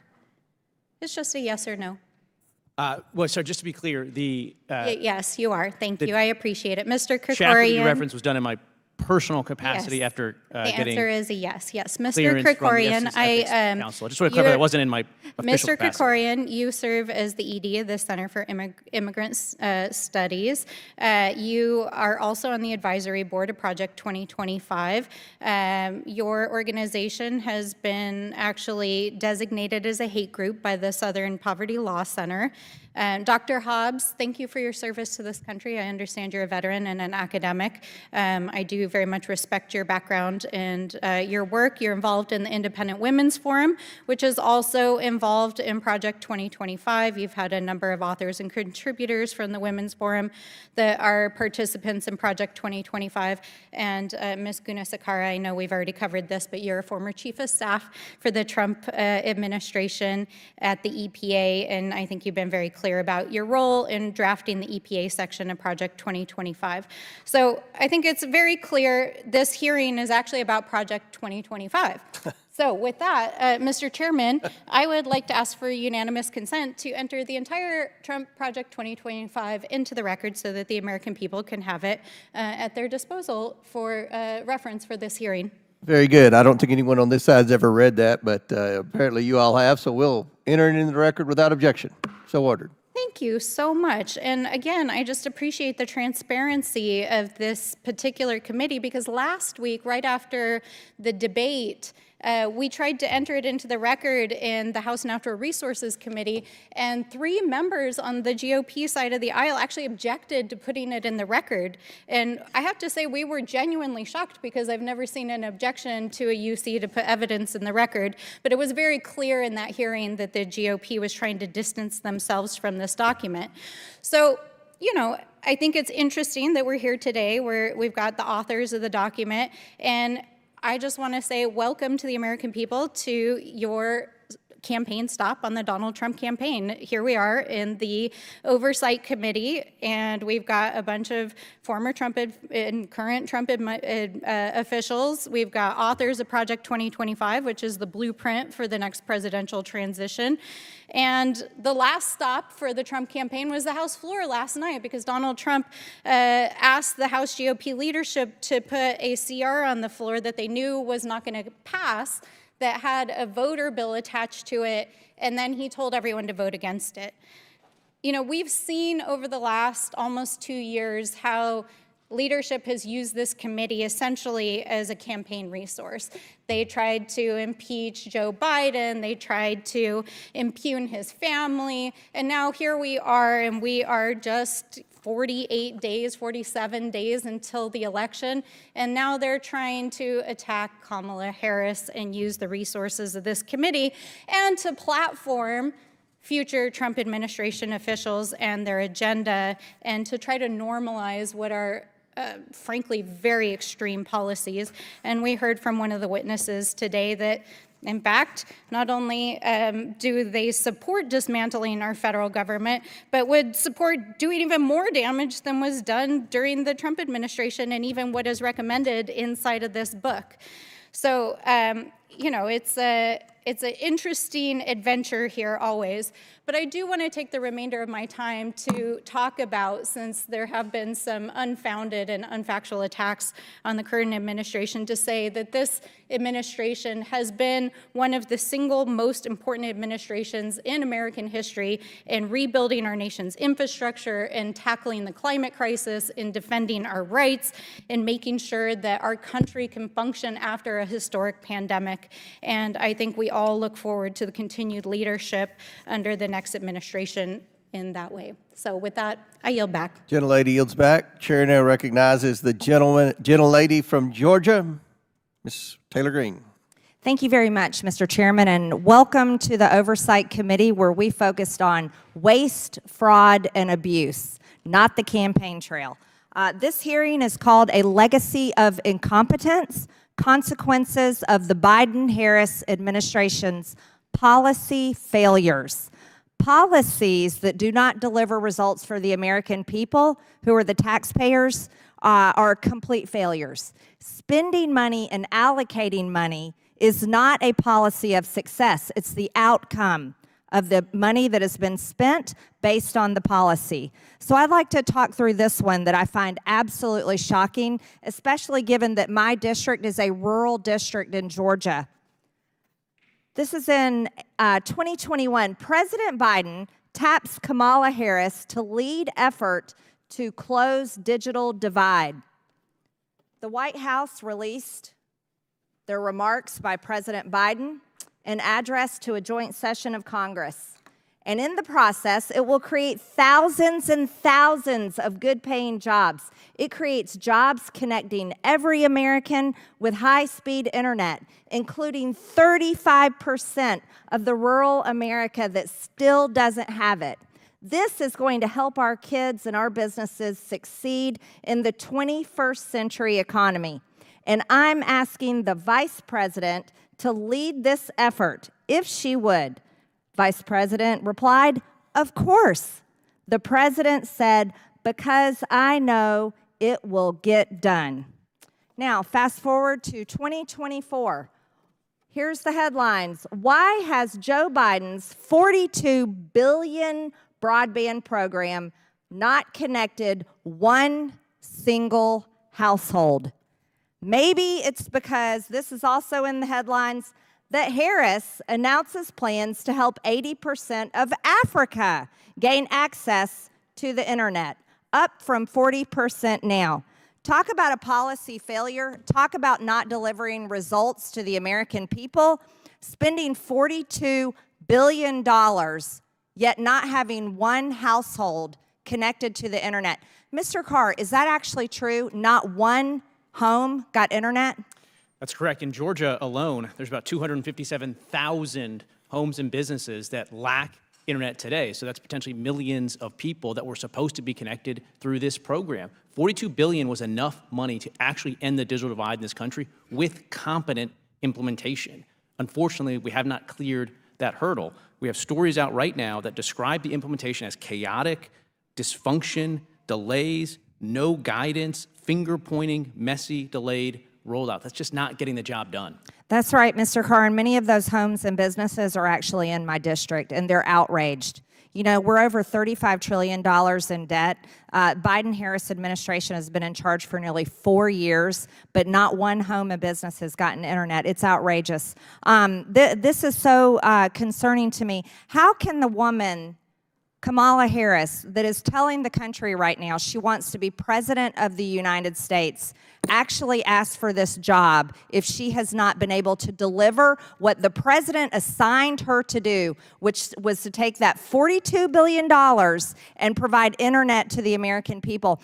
I find that hard to believe because I own a construction company, and when we get hired to do a job, guess what? We deliver it. Let me ask you a question. Under the Trump administration, in 2020, the FCC awarded Starlink $885 million to serve 642,925 homes and businesses that lacked internet. What happened to that program? Well, last year, after President Biden went to the White House podium and said that Elon Musk is worth being looked into, the FCC abruptly reversed course and yanked back that award. And now in other programs, the ones that are actually connecting people under this administration, we're spending dollars on the penalties. Senator Cruz recently had a report showing that in some cases we're spending $100,000 per home for broadband, when with that Starlink deal, it was $1,300. I don't think there's any way to explain the FCC's decision other than to go back to Joe Biden giving the green light to agencies to go after them. So what has happened in the process of $42 billion being allocated for Americans to get internet? Why has that not been able, why can't Kamala Harris deliver those results? Look, after 1,039 days and no Americans being connected, what they've been doing so far is advancing a wish list of progressive policy goals. They've been pushing for DEI requirements, climate change agenda, preferences for government-run networks, rather than just focusing on getting people connected. You know, thank you very much, Mr. Carr. That's exactly what the American people are so fed up with, is so-called policies that actually never deliver results for the American people. I yield, Mr. Chairman. Thank you. Gentlelady yields. Chair recognizes Mr. Moskowitz. Oh, well, it's just unanimous consent, if it's okay. That's fine. This is from Governor Youngkin in Virginia.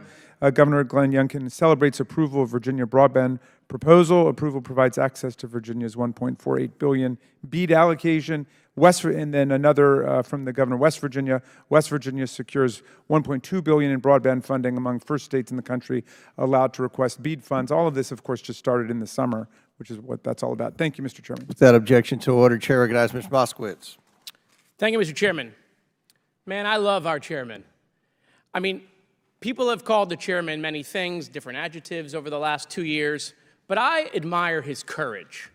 I mean, literally, as Donald Trump is running away from Project 2025, trying to put as much distance between him and Project 2025 because the American people know it's toxic, but not our chairman. No. Chairman, with all of his wisdom, he features Project 2025 in the hearing, one of our last hearings, right before the election. I mean, if the Trump campaign is listening, here you go. Project 2025 in a hearing. I'm sure they're real happy about that.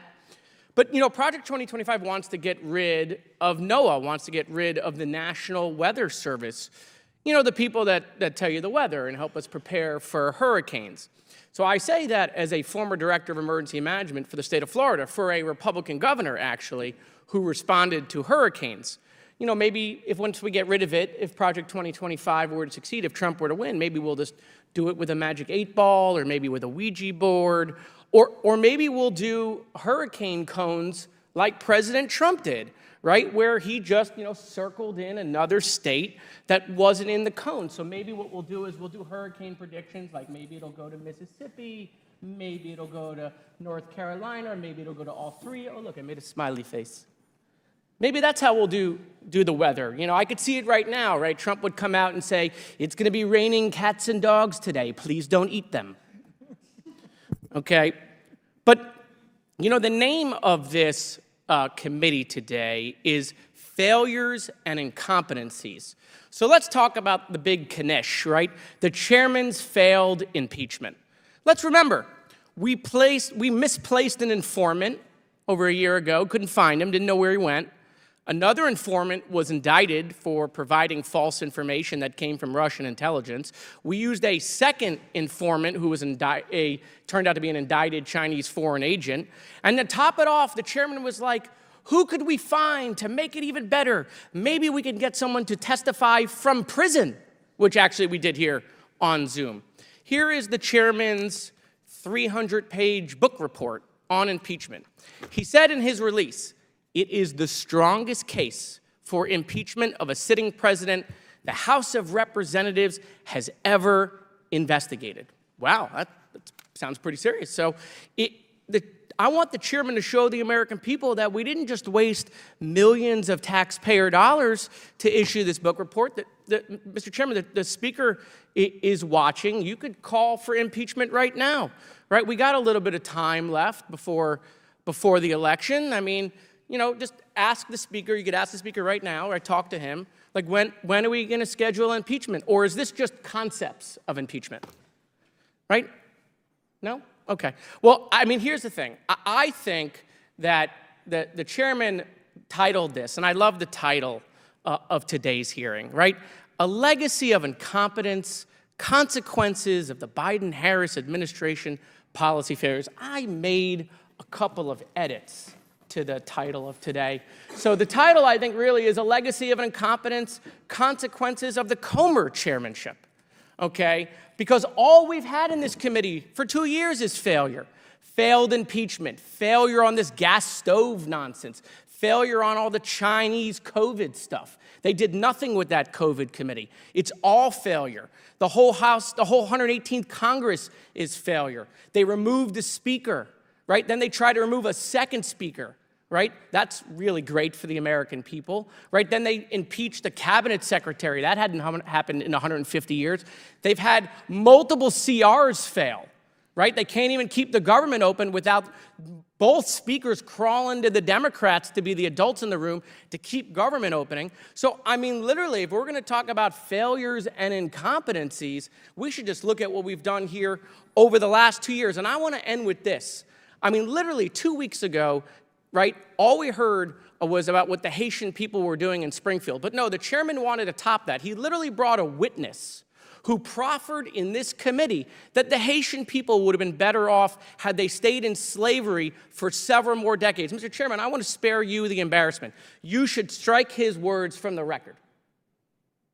No, you stand by his comment that the Haitian people would have been better off in slavery for 30 more years? Or should we strike that from the record? I just want to spare you that embarrassment. Okay, so the chair. All right, your time's expired. Before I recognize Mr. Timmons, I would love to be a fly on the wall when you find out that Joe Biden dropped out of the presidential election and his son pled guilty for corruption. Why didn't you impeach him? Wait, why didn't you impeach him, Mr. Chairman? Where's the impeachment vote? Thank you, Mr. Chairman. Mr. Speaker, when's the impeachment vote? Thank you, Mr. Chairman. I mean, we have a 300-page book report, tens of millions of dollars. Chair recognizes Mr. Timmons from South Carolina. Fake impeachment. Mr. Chairman, I'll begin by pointing out that Hunter Biden is going to be sentenced on December 16th. Hunter Biden's not the and president. I bet you money he's going to... Timmons, you need to take your medication and leave. Chair recognizes Mr. Timmons. Mr. Chairman, you're several decades older than me. We know who's taking more medication. All right. Hunter Biden is going to plead guilty on December 16th, and President Biden will pardon him probably days after. So just write that down. Thank you, Mr. Chairman, and thank you to the witnesses for being here today. We're here to examine the numerous failures of the Biden-Harris administration that have led to chaos for the American people. My constituents in the upstate of South Carolina feel deceived by Joe Biden and Kamala Harris's reckless spending and policy positions that are dreamed up by woke Ivy League professors who have no common sense or real-world experience. These policies have led to record inflation, an unprecedented influx of illegal immigrants, and a drastic decrease in our standing in the global community. Many Americans have lost their trust in the government, and they do not believe it's working for them. And why should the American people trust this administration? They have flip-flopped around on policy when it best serves their interests because they know that what they are doing is wrong, and they're hurting the American people. They have deceived us from the start and cannot be trusted to lead our country for another 4 years. So let's start with immigration first. In 2020, the vice president ran on decriminalizing illegal border crossings and even endorsed the redirection of funds from ICE to our law enforcement agencies. On day one of this administration, President Biden ordered a stop to the construction of the border wall, the end of the successful Remain in Mexico policy, and gave exemption status to millions of illegal immigrants already here with a 100-day deportation moratorium. As a result, Border Czar Harris's overwhelmed southern border is responsible for the #1 cause of death for Americans between the ages of 18 and 45, fentanyl overdoses, which kills hundreds of people every day. Crime has skyrocketed in cities across the country, and our law enforcement officers have not received adequate assistance from our leaders. Now, Vice President Harris says she will fund thousands of new border agents and continue funding the construction of a border wall, the wall that she has previously opposed dozens of times. Mr. Krikorian, can officials from this administration be trusted to follow through on the VP's promises to finally support law enforcement and finish the border wall when they have done the exact opposite for their entire tenure? Well, in investment, they say past performance is no guarantee of future results, but I think in politics, how can you avoid it? I mean, there's no way to read the future except by looking at what they have said and done. And so, no, I don't think. Well, she won't answer interviews whatsoever, and it really is sad that she's running from everything that she's done, and she's taking the exact opposite position on every major issue. Let's talk about instability abroad. In 2020, Joe Biden ran for president on a promise to, quote, restore America's alliances and leadership abroad. These past 4 years have been a showcase of the exact opposite. Our allies no longer trust us, and our enemies no longer fear us. The Biden-Harris administration's foreign policies have given our enemies the green light to attack in Israel and in Ukraine without the fear of retaliation. The catastrophic withdrawal from Afghanistan resulted in the tragic loss of American lives and gave terrorist organizations direct access to our most advanced military equipment. Finally, China is constantly overstepping in the South China Sea and worldwide because they no longer see America as a dominant leader on the world stage. Now, Vice President Harris promises to find a peaceful solution to international conflicts and continue on the foreign policy track of her current administration. Ms. Mobbs, can our nation, or the world for that matter, withstand another 4 years of this same foreign policy without devastating outcomes for the global community? No, it cannot. And while we're speaking about facts, I want to address I'm Dr. Mobbs, not Dr. Hobbs, and I appreciate the opportunity to also set the record straight on a couple of different things, as this is critical to talk about oversight.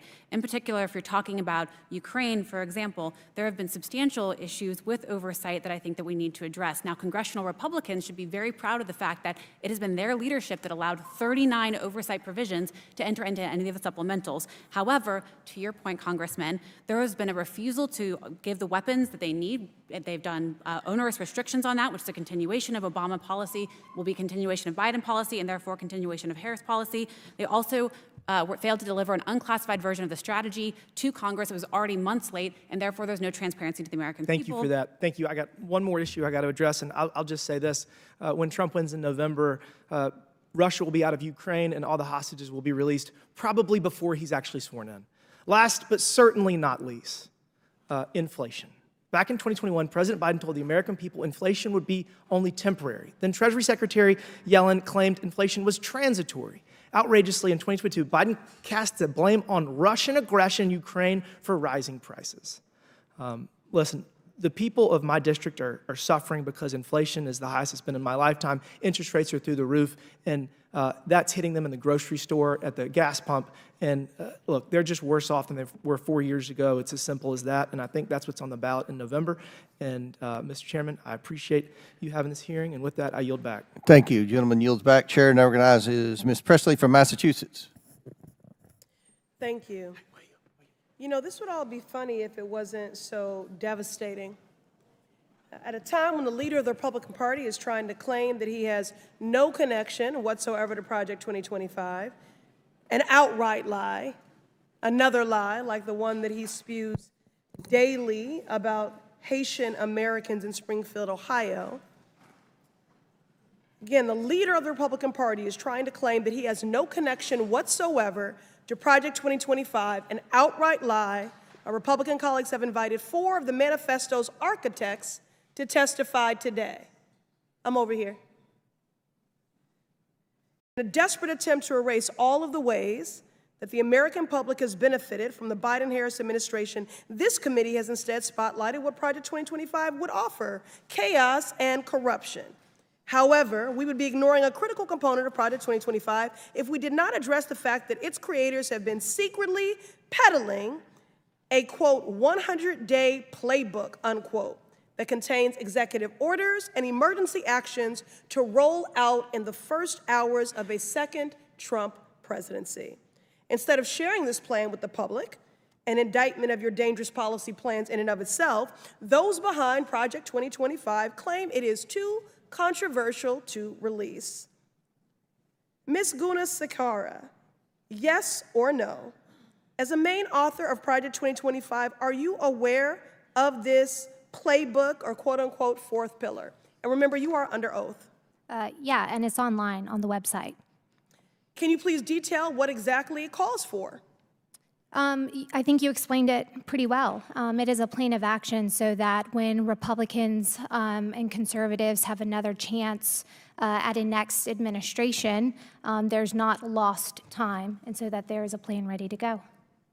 I don't know if that was specific enough. You are under oath. Can you please detail what exactly it calls for, this fourth pillar, this 180-day playbook? Please detail what it calls for.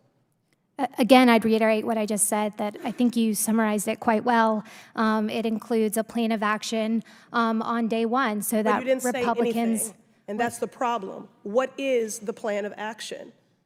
It's to institute a more conservative vision on things that the American people want because they're experiencing all of these hardships caused by the chaos and corruption of the Biden-Harris administration. Reclaiming my time. Mr. Carr, how about you? Yes or no? As a main author of Project 2025, are you aware of this fourth pillar playbook?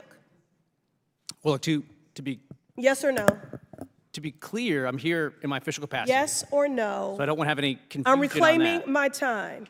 You are under oath, and I don't want you to filibuster. Yes or no, are you aware of this fourth pillar playbook?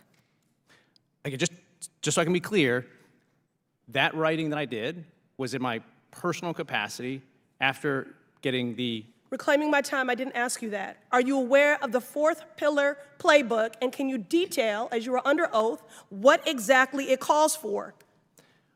Again, I've not seen this fourth pillar playbook that you're talking about. Moving on. I find it hard to believe that you don't know the details of this 100. Well, please, you are under oath, and do not waste my or the public's time. I'm happy to talk about all of the policy ideas that I've talked about. I've talked about them in that context. I've talked about them otherwise. I want to talk about the 100-day playbook, the fourth pillar. Can you elucidate us to that?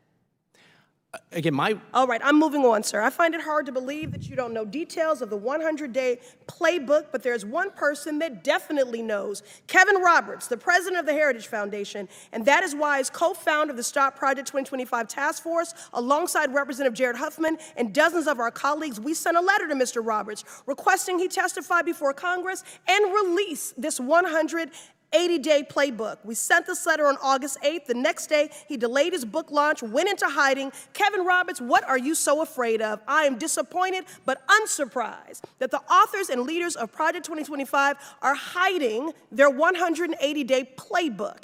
So today, Congressman Huffman and I are announcing a new, fully confidential tip line. Any person can visit huffman.house.gov/tip-line-form to submit any information you have about the secret playbook behind Project 2025. That goes for conservatives with a change of heart, workers at the Heritage Foundation, and our witnesses here today, who will perhaps find more courage when the cameras are off. I yield. Now is the gentleman from Tennessee, Mr. Burchett. Thank you, Mr. Chairman. Ms. Mobbs, is it fair to say that the Biden-Harris Afghanistan withdrawal was a complete failure? It is very fair. Thank you. 13 U.S. service members were killed during that withdrawal, and one of those service members was my constituent, Staff Sergeant Ryan Canals. I know his family well. Every time I come out of our farm, I turn left and I see the sign right there. The Ryan Canals Memorial Highway, young man, he was 23 years old. Has the Biden-Harris administration acknowledged the families of these victims? No, they have not. What would be the reason behind not acknowledging them? I just can't imagine. Just can't imagine that. I was county mayor and somebody would get hurt, and we'd call their families to make sure they were okay. I mean, to me, it's just beyond belief. I agree with you. All right. How many billions worth of military equipment were left behind during the withdrawal? $7 billion. Did you say 7 billion? $7 billion. 7 billion. The Taliban has also accessed $58 million. $58 million. It's the Taliban, U.S. provided funds meant for the former Afghan government. Is the Biden administration taking steps to prevent U.S. funds from falling into the hands of terrorist groups in the future? No, they currently have not, and that does not also include the $2.9 billion since August of 2021 that the UN transported, and unfortunately the U.S. remains the largest international donor to the UN, and thereby that money is eventually landing in the hands of the Taliban.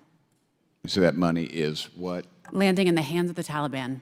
Yes, ma'am. A close friend of mine who's on a podcast with another really good buddy of mine, Sean Ryan, he said that this other friend is a former U.S. Army soldier and citizen of Afghanistan. He recently revealed that the U.S. continues to send the Taliban $40 million weekly. Are you aware of this?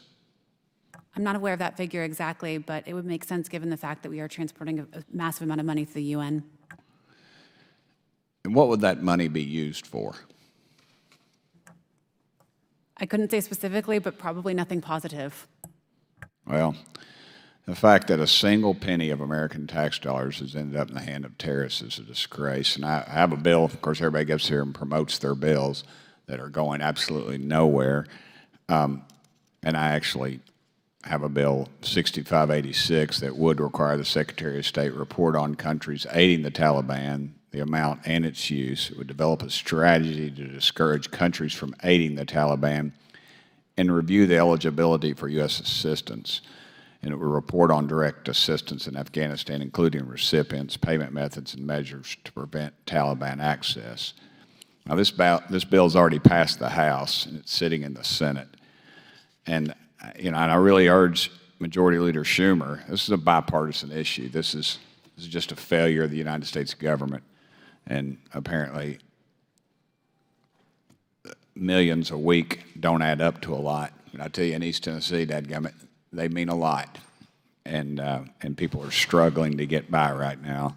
And when we're throwing millions at people that want to kill us, to me, it should be our so-called legacy news in this country ought to hang their head in shame for not talking about this at all, because this is a complete disgrace. Would you comment on that? I couldn't agree more, Congressman, and I think that the issue is not just the money that's going to the Taliban in Afghanistan. I think broadly speaking, there needs to be more oversight and accountability of foreign aid dollars going to countries that hate us. I think Senator said that people should be able to hate us for free. Currently, so much of our money is going to places like Yemen and Libya and Syria to be utilized allegedly for humanitarian purposes, but oftentimes it's taken away and utilized for the nefarious purposes that you're speaking about. Yes, ma'am. I totally agree with that. And I would urge Senator Schumer to bring this bill up for a vote, tack it on to some other piece of legislation that's going to pass. I don't see how we can look at the American taxpayer that's struggling so hard, especially in East Tennessee. Folks are, you see them at the gas pump and they don't fill up. They get a quarter of a tank, and they go to the store and you can tell they're looking through their change, making sure they got enough, and that's pathetic. That's pathetic. And as usual, the war pimps seem to be making out pretty good.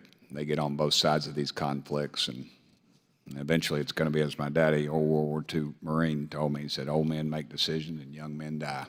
And we're going to get to that. So thank you. American public, the people of this country deserve more.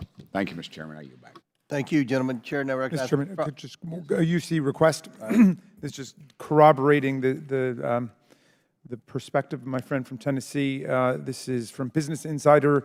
GOP blames Biden for Afghanistan withdrawal, but Trump brokered the deal. CNN, fact check, Trump administration officials try to rewrite their own Afghanistan history. Forbes, Trump denies releasing 5,000 Taliban prisoners, but his administration negotiated their release. And The Hill, former Afghan President Ghani agrees Trump's deal with Taliban on U.S. withdrawal was a complete disaster. Without objection, so ordered. Chair now recognizes Mr. Frost from Florida. Thank you, Mr. Chair. So this is the House Rules Manual, and at the start of Congress, the House approves the House rules. Every Republican member on this committee voted yes to it. On page 640, Rule 11, Clause 4B, it states that this committee, quote, may not be used for any partisan political campaign purpose, end quote. This hearing is in violation of the House rules that we all voted on, including the chair, including all the Republicans on the other side of the aisle. And all we've done in this hearing and over these hearings over this entire year is promote the Trump campaign. And so my question for the chairman or for any Republican is, how can we allow this hearing to continue when we are in direct violation of the House rules? It's about the Biden-Harris policy. That's what you say. You keep saying it's not about the campaign. It's not about the campaign. But Ms. Gunasekara, during her brief, in their opening, said, quote, we are less than 2 months away from the election. Democrats are working overtime to rewrite the truth of the Biden-Harris admin. One of my colleagues put up a report card to make the point that Vice President Harris should not be elected. Another one of my colleagues literally asked the witness, quote, why should Harris get the job, end quote. And you expect us to believe that this hearing isn't about the campaign. This committee functions as an extension of the Trump campaign. First, we went after President Biden with a nonsense impeachment hearing. Then we went after his son. Now we're going after the vice president because she's the nominee. And my question is, Mr. Chairman, are we going after Tim Walz next week? Because I hear from my staff that you're planning a hearing on Governor Tim Walz, even though he's been governor for 5 years and his name hasn't been uttered in this room or in this committee until something happened recently. Oh, yes, he became the vice presidential nominee. Is he next? His son's going to jail. Oh, okay. I'm talking about Governor Tim Walz. Oh. Okay. Are we doing a hearing on him next week? I'll have to check the You'll calendar, have to check. but I'll Okay, let you know. we'll see what happens next week. Someone whose name has not been uttered in this committee, but now that he's the Democratic vice presidential nominee, we're going to do a hearing on him. A complete, blatant use Trump of is not official president. resources for a political campaign is what this committee has been. And anyone who's taking part in that should be ashamed of themselves. Ms. Perryman, we worked together in 2023 when I hosted an ad hoc hearing to spotlight different issues in the state of Florida. Mr. Chair, I ask unanimous consent to enter into the record the ad hoc hearing memo and testimony. Without objection, so ordered, and we're not doing a hearing on Walz. I just got confirmation. Oh, okay. For those concerned about Project 2025, people should know that Project 2025 is Florida 2024. Ms. Perryman, there are policies and lawsuits that have been popping up all over my state and across the South. Book bans, abortion bans, voter suppression that are now in the Project 2025 plan for the entire country. The architects of this plan want us to believe that this is some sort of organic grassroots movement, but you and I know that this is really a small group of people. What is so dangerous about this trend for people in every state across America? Oh, Project 2025 would take away rights of the American people and beneficial programs that we have come to rely on in communities across the country. And so I think that, it really presents a profound threat to individual Americans. We've heard a lot about today about the plight of the middle class and the plight of workers in this country, and we know that it is hard for people to make ends meet. But Project 2025 would seek to undermine things that the Biden-Harris administration have done, for instance, to to qualify millions of American workers for overtime pay, and it would reduce a lot of programs that working families rely on. Yeah, I mean, there's 2 people in the state of Florida are responsible for about 50% of the book bans across the entire state. That doesn't sound like an organic grassroots movement to me. Ms. Perriman, of the policies these extremists are testing in Florida, which ones do you see these same groups laying the groundwork for at the national level, and how are they doing this? Well, certainly attacks on the freedom to read, attacks on public education, attacks on just very basic ideas and history we see in Florida. We've also seen, of course, the governor of Florida seek to establish a state military and to try to deploy those individuals for his purposes, and we see a variety of those themes in Project 2025. And we see it happening right now with Amendment 4. Absolutely. I don't have much time left, but I just want to say Trump is trying to make it out like he doesn't know anything about Project 2025, but I do not buy it for 1 second. Not when this committee that functions as an arm of the Trump campaign invites Project 2025 authors to be their credible witnesses to attack the Biden-Harris administration. I yield back. Chair recognizes Mr. Fallon from Texas. Thank you, Mr. Chairman. You know what I want to focus on today? The truth. Not your truth or my truth, but simply the truth. That would be a novel idea, and I won't be talking about the big boogeyman, Project 2025. All right, how about this? Ms. Perriman, would you describe Kamala Harris, her role as the border czar, to be a success or a failure? I don't agree with the premise of your question. What premise is that? You're calling her a border czar. Okay, so let's just say this. On March 24th, 2021, the quote from President Biden: "I've asked her, the Vice President, today, because she's the most qualified person to do it, to lead our efforts with Mexico and the Northern Triangle and countries that are going to need help in stemming the movement of so many folks, stemming the migration to our southern border." So whether or not you want to call her the border czar, the boss, the don, the grand poobah, Or the Vice President of the United States. or the person that the President of the United States put in charge of the border, and this is what he tasked her with. One thing is undeniably clear. She was tasked with mitigating and reducing the flow, or better stated, the flood of illegal migrants from 4 countries: Mexico, Honduras, Guatemala, and El Salvador. Do you agree with that? Do I agree with what? That the President tasked her with mitigating the flow of illegal migration from those 4 countries. And I think as the President called on Congress from day one of his administration Okay, to do so, something about our Mr. immigration Mr. crisis, Chairman, I think it's also Mr. as Chairman, the You're under oath, President. Ms. Perriman. Mr. Chairman, I reclaim my time. So Ms. Perriman doesn't want to answer a very simple question. Everybody just saw it. The American people just saw that quote. He gave her, that was her task: get these numbers down. So did she get those numbers down? Did she succeed or did she fail? Because since its inception, it was known as the Biden-Harris administration. Now she wants us to forget about the hyphen and the Harris. So Ms. Perriman doesn't want to answer. Mr. Krikorian, did she succeed or fail? No, I'm not sure she even tried, but she didn't succeed. Let's put it that way. Okay, so this, again, let's talk about truth. This can be objectively ascertained because we have data. Donald J. Trump was in office, and the Biden-Harris administration has been in office. Under Donald J. Trump, the illegal migration from those 4 countries was 1.8 million. Under this administration, it was 4.3 million. It's a 239% increase, and by any empirical measure, that was an abject failure in reducing illegal migration. So Joe Biden, Ms. Perriman, on numerous occasions, along with Kamala Harris, has asserted that the border was secure. Do you believe the border is secure? I believe we need a border bill Yeah, that this it's Congress not a needs to trick pass. question. Not a trick question. Yes or no? Is the border secure right now? Is our southern border secure? I'm not here to testify about the border Okay, today. so I'll take that as a yes.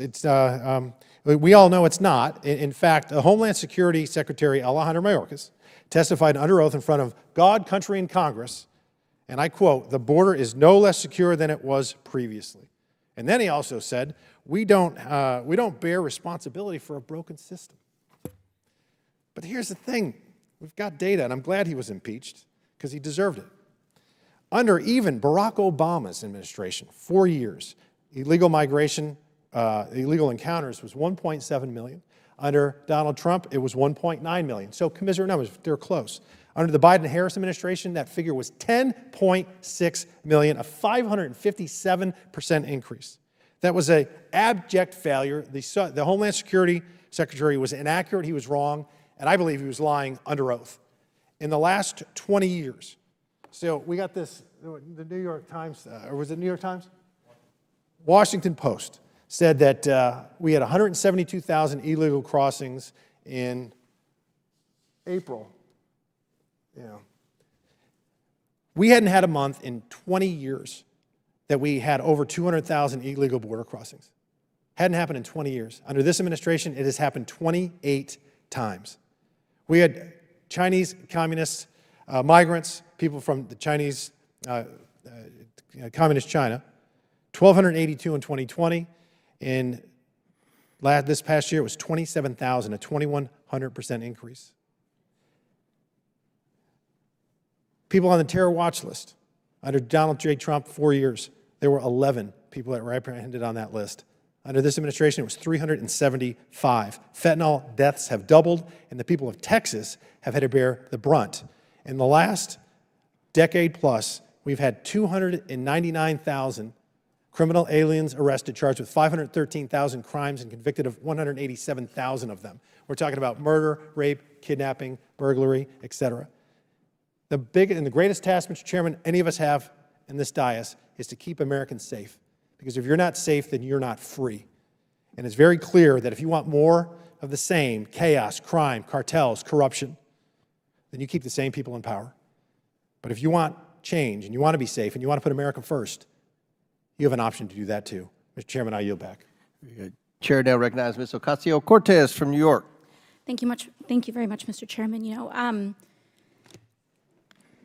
Days like today are really deeply felt. I'm going to speak briefly as the highest ranking Latino or Latina on this committee. We hear a lot of rhetoric on both sides about the issue of immigration. And it is precisely because it is seen as a border issue that millions of people suffer over and over and over again. It does matter that Vice President Harris was not the quote unquote border czar. And let me explain to you why. Because what Vice President Harris has been tasked with under President Biden's administration is addressing the root causes of immigration. Once you have millions of people at the southern border of the United States, you've lost. We need to understand why people are coming to the southern border of the United States and mitigating that in the first place. And frankly, when we turn the page and look at what happened in the Trump administration, we have to see where folks are coming from. And I am tired of hearing from people who cannot point out Venezuela, Colombia, Ecuador, Guatemala on a map, telling us about how to mitigate the millions of people seeking refuge. We should be eliminating the reasons why people are seeking refuge in the first place. Under the Trump administration, Donald Trump participated in what we saw in Venezuela and many of the regime change activities that were happening there. And what we saw most desperately are the horrific sanctions that were placed not targeting specifically the Maduro regime, but the Venezuelan people, innocent Venezuelan people that are being starved of food and basic resources. That is what is contributing to a destabilizing environment and part of what they are fleeing. And that is not to conflate the Venezuelan people with the Maduro regime, because I oppose the anti-democratic measures in which, even just recently in the election, Maduro's refusal to make public the results of a free and fair election. You want to know how else Republicans have contributed to the immigration crisis? Marco Rubio has been sitting and sat and stalled and delayed key ambassadorial appointments of the United States across the world. I myself led a congressional delegation to Latin America and sat across in the Colombian embassy, where we had an acting ambassador because Marco Rubio refuses to allow U.S. diplomacy to proceed. You tell me what is destabilizing. What is destabilizing? People have no idea. Legislators who are claiming to understand the issue of immigration don't have the slightest clue as to what is happening in Latin America while supporting the very policies that are driving people to here in desperation in the first place. So don't talk to me about how Republicans have an answer to the issue of immigration. Mr. Krikorian, you advised the Trump administration and Stephen Miller quite closely while President Trump was in office, correct? No, I mean, we talked to him. He called us for information, and we gave it to him. Okay, so he called you for information. You talked to him. I don't know how you interpret advising. That's how I would interpret advising. Now, you mentioned earlier that it was your position. We disagree, but it is your position that you believe Haiti should have been colonized for longer, correct? It's not a position. It was a musing, a speculation on my part. It is your musing that Haiti should have been. Sure. Do you believe that the oldest colony in the world, Puerto Rico, should continue to be colonized as well, just as your position with Haiti? Again, personally, CIS doesn't take a position on this, but I'm for independence for Puerto Rico. Okay. Strongly in favor of that. So you believe, do you believe in the Trump administration when Donald Trump raised selling the island of Puerto Rico? I don't even remember that one. Oh, you don't remember when Donald Trump? I haven't heard of that. I mean, I suppose that puts I mean, you I'm sure in, who he'd sell it to, but I don't know. I mean, sure. Yeah, I suppose that puts you and Nicky Jam and Anuel in the same boat. President Trump did raise and consider selling the island of Puerto Rico.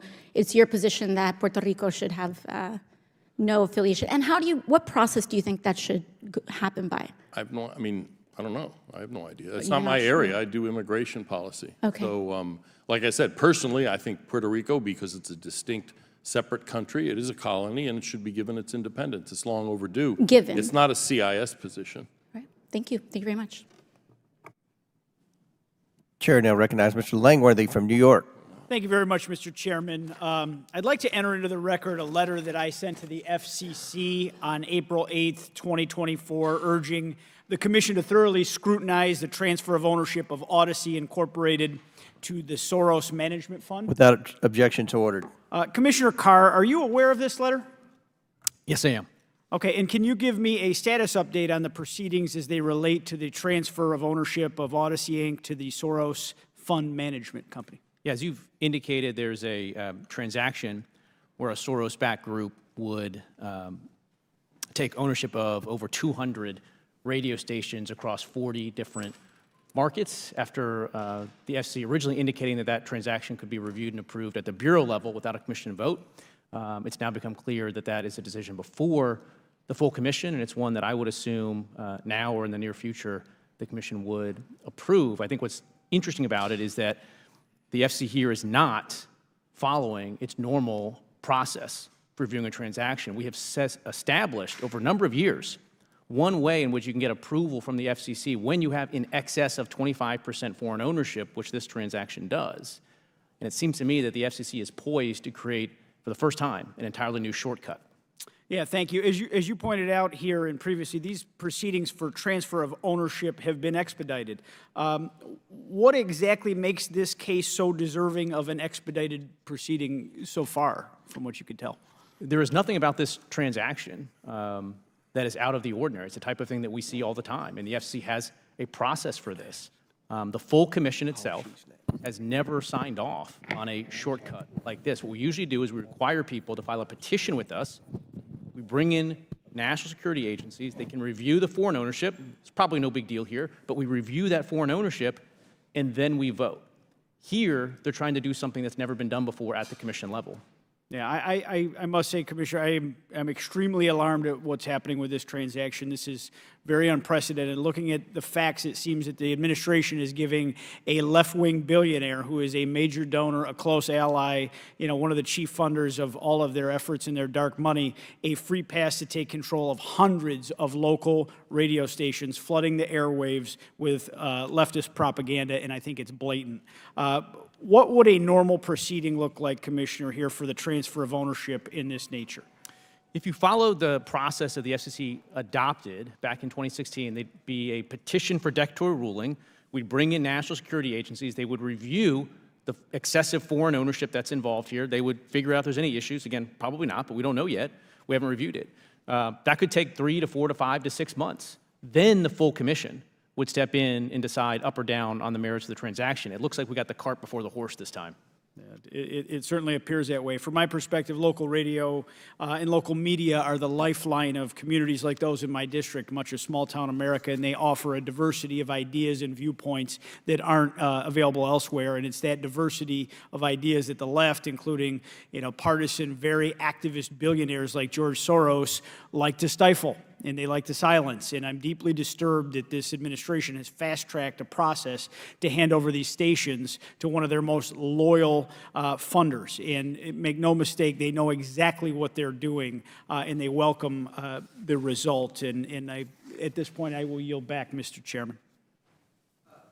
Would you yield your remaining minute and 20? I would be glad to yield. I was wanting to go back on the regulations.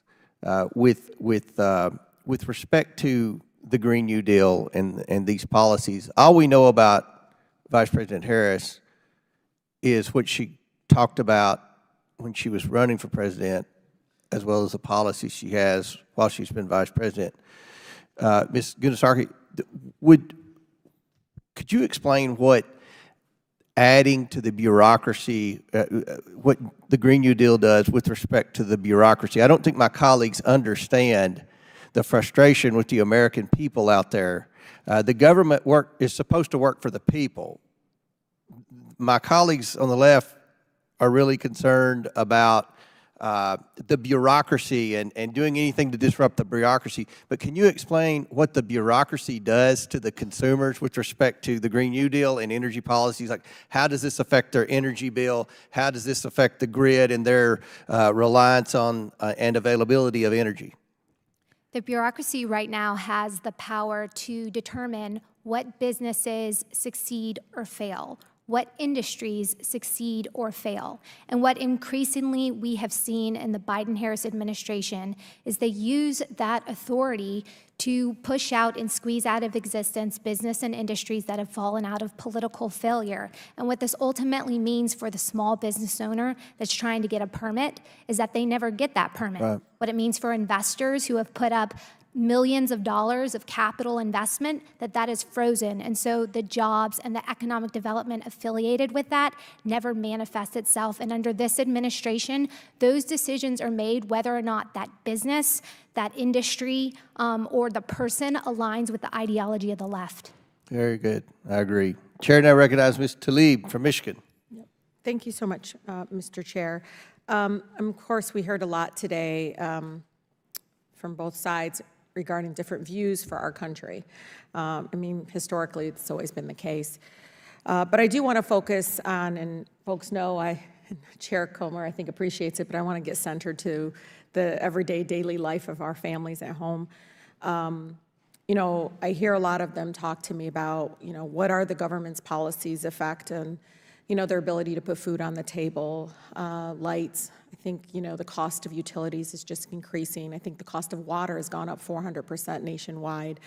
And I always tell people, our families are living check by check, majority. And over 50% of my colleagues are millionaires. Though really, Democrat, Republican, they'll never fully understand the struggles of many of our families. And, they're in survivor mode. I don't know how to explain it other than like survivor mode. They don't have time to be able to think of how can I thrive. And it's real. Like I know we're in this like bubble of Congress, but it's very real out there. So a number of Americans, including many of my neighbors, rely heavily on overtime pay. Ms. Perriman, as you know, to make ends meet. They'll bust their butt. They'll work that 10, 20 hours because they got to get that tire fixed, or they got to pay a certain bill that they didn't expect. So I know most, again, members are in an income bracket that's completely disconnected, so they don't understand what that means. Yeah, that's fine. But, even with all those hours, sometimes they're not even eligible for like overtime pay. And I am going to talk about, page 592 of Project 2025, where it says, quote, Congress should provide flexibility to employers and employees to calculate overtime period over a long number of weeks. Sounds great, right? Like, oh, flexibility. But when you actually go look down and implicate, the implementation of it, this means you be forced to work long hours, 1 week, then have your hours dramatically cut later in the month so your boss doesn't have to pay overtime. Is that correct, Ms. Merriman? It is.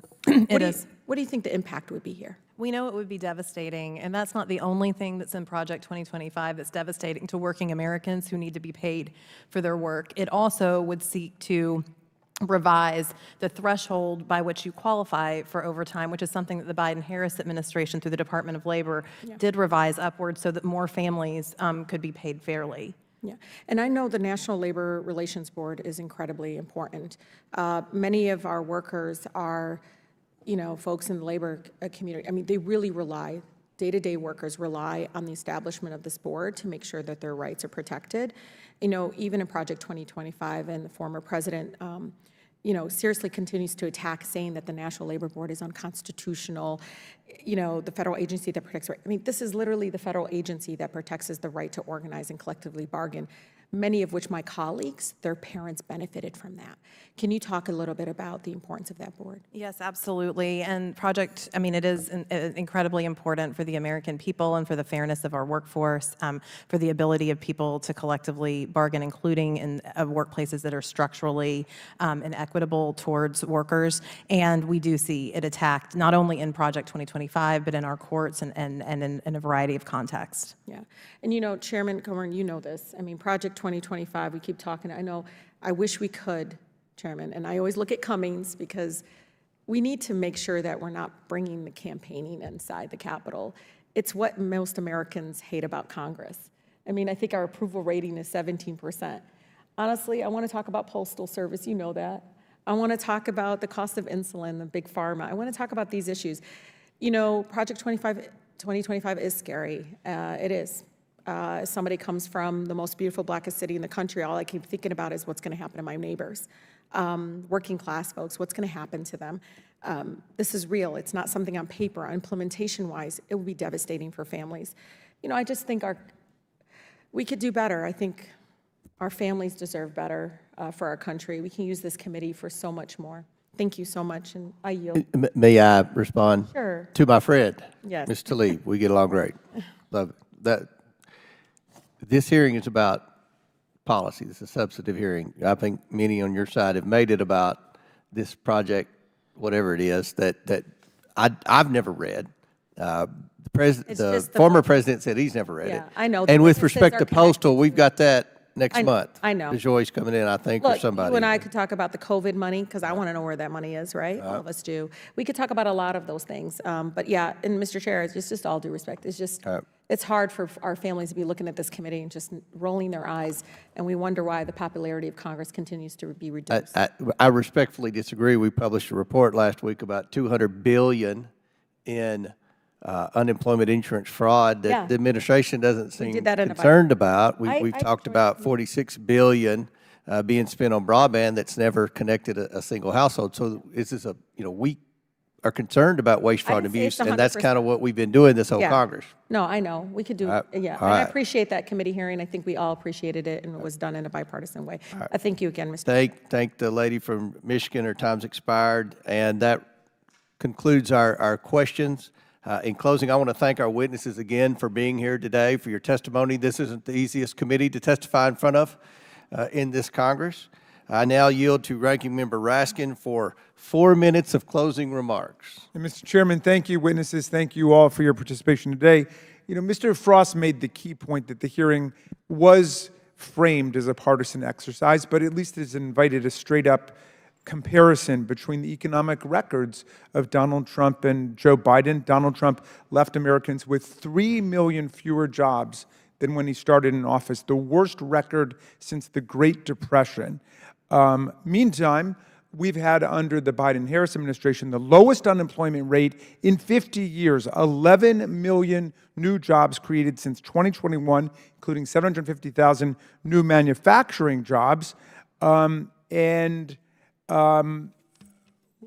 bringing inflation down dramatically, putting us at the very top of the G7 countries in terms of our ability to deal with the supply chain problems caused by COVID-19 and Donald Trump's lethally reckless stewardship of the country during that period when he was recommending that people inject themselves with bleach and hydroxychloroquine and all of these crazy things. But look, the Inflation Reduction Act dramatically reduced prescription drug prices in America. I had constituents who were paying $600 a month, Mr. Chairman, for their insulin shots as diabetics. The Democrats reduced that to $35 a month and made similar dramatic cost reductions across the board for 25 or 30 new drugs. That's dramatic change. Now, I know Republicans reject that. They're campaigning all over the country to repeal the Inflation Reduction Act, which did that. We also led to create, finally,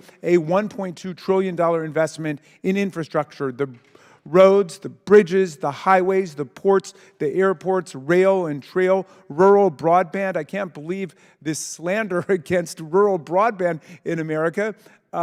The program didn't start until this last summer. That's why that money hasn't been spent. At least one of the witnesses conceded there'd been lots of other money spent, but we're getting Republican governors like in Virginia and West Virginia praising the program because of the hundreds of millions of dollars that have been made available to the states in order to expand rural broadband. But I do want to commend you, Mr. Chairman, as well as the witnesses for your absolute forthrightness in bringing forward this panel of 2025, Project 2025 intellectuals, the people who wrote the plan, the people whose organizations have been involved in the plan, and the people who are defending the plan. I want to particularly commend Ms. Gunasekera. I hope I pronounced it correctly finally. No, but I maybe got closer. Gunasekera. For saying not only does she support Project 2025, she thinks the idea of getting rid of 50,000 professional civil service workers in NOAA and NIH and FDA and all across the government isn't enough. She said it doesn't go far enough. She wants to extend the demolition of professional civil service jobs and do what Project 2025 is advocating, which is replacing them with political appointees, flunkies, acolytes, supplicants, and sycophants who are willing to do whatever Donald Trump says. Their unilateral executive theory is that the president should control everything that goes on in the executive branch, including by the commissions and by the boards, wiping out the independence of federal regulatory commissions and boards. So they want to slash reproductive freedoms. That includes IVF. It includes birth control. Abortion, of course, they want a national ban on abortion in America. That's the reality of what we're talking about. And you've put the politics of it front and center today. And I'm glad at least you've not been abashed about it the way Donald Trump is now running away as quickly as he can from Project 2025. You've put it forward, and I thank you for that, Mr. Chairman. Gentleman's time's expired, and I apologize to the witnesses with his constant misstatements that the majority of this panel had anything to do with Project 2025. Honesty is not the ranking member's strong suit. So again, I apologize on behalf of this committee. You know, one of the things that's disturbing to me is when I go back to Kentucky, listening to my constituents, they want government to work for them. They feel like government isn't working for them. The policies aren't working for them. And the most outrage I've seen from my colleagues today wasn't over the billions of dollars that have been wasted, wasn't over the billions of dollars that we left behind in Afghanistan. It wasn't over the wide open border that's costing the taxpayers hundreds of billions of dollars. It was the notion of firing some bureaucrats, some fat cat bureaucrats. And, you know, that's the level of tone deafness I think that you see by my colleagues on the left. And to imply that the federal workforce isn't partial now. I mean, this federal workforce is populated overwhelmingly, if not nearly unanimously, by left-wing activists. And when you talk about about government, we have, you know, the judicial branch, we have the executive branch, and we have the legislative branch. But what's happened in a few years, there's a new branch of government, the bureaucracy. Government's too big. We need to rein in the size of government. One reason we have inflation, we have Biden-Harris inflation because the government has spent too much money. And there are necessary expenses of a government. It's necessary to fund Border Patrol. It's necessary to fund our military. It's necessary to fund social programs like food programs. I've always been a strong advocate for food programs.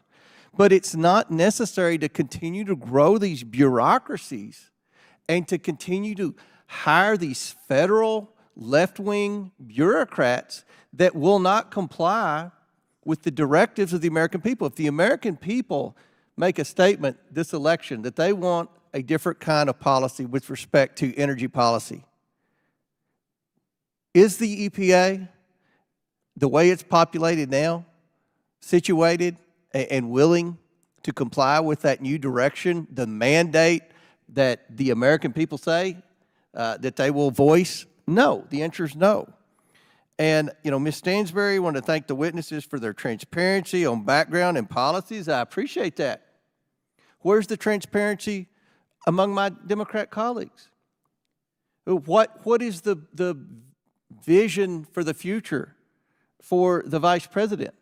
All we know are the policies of the past.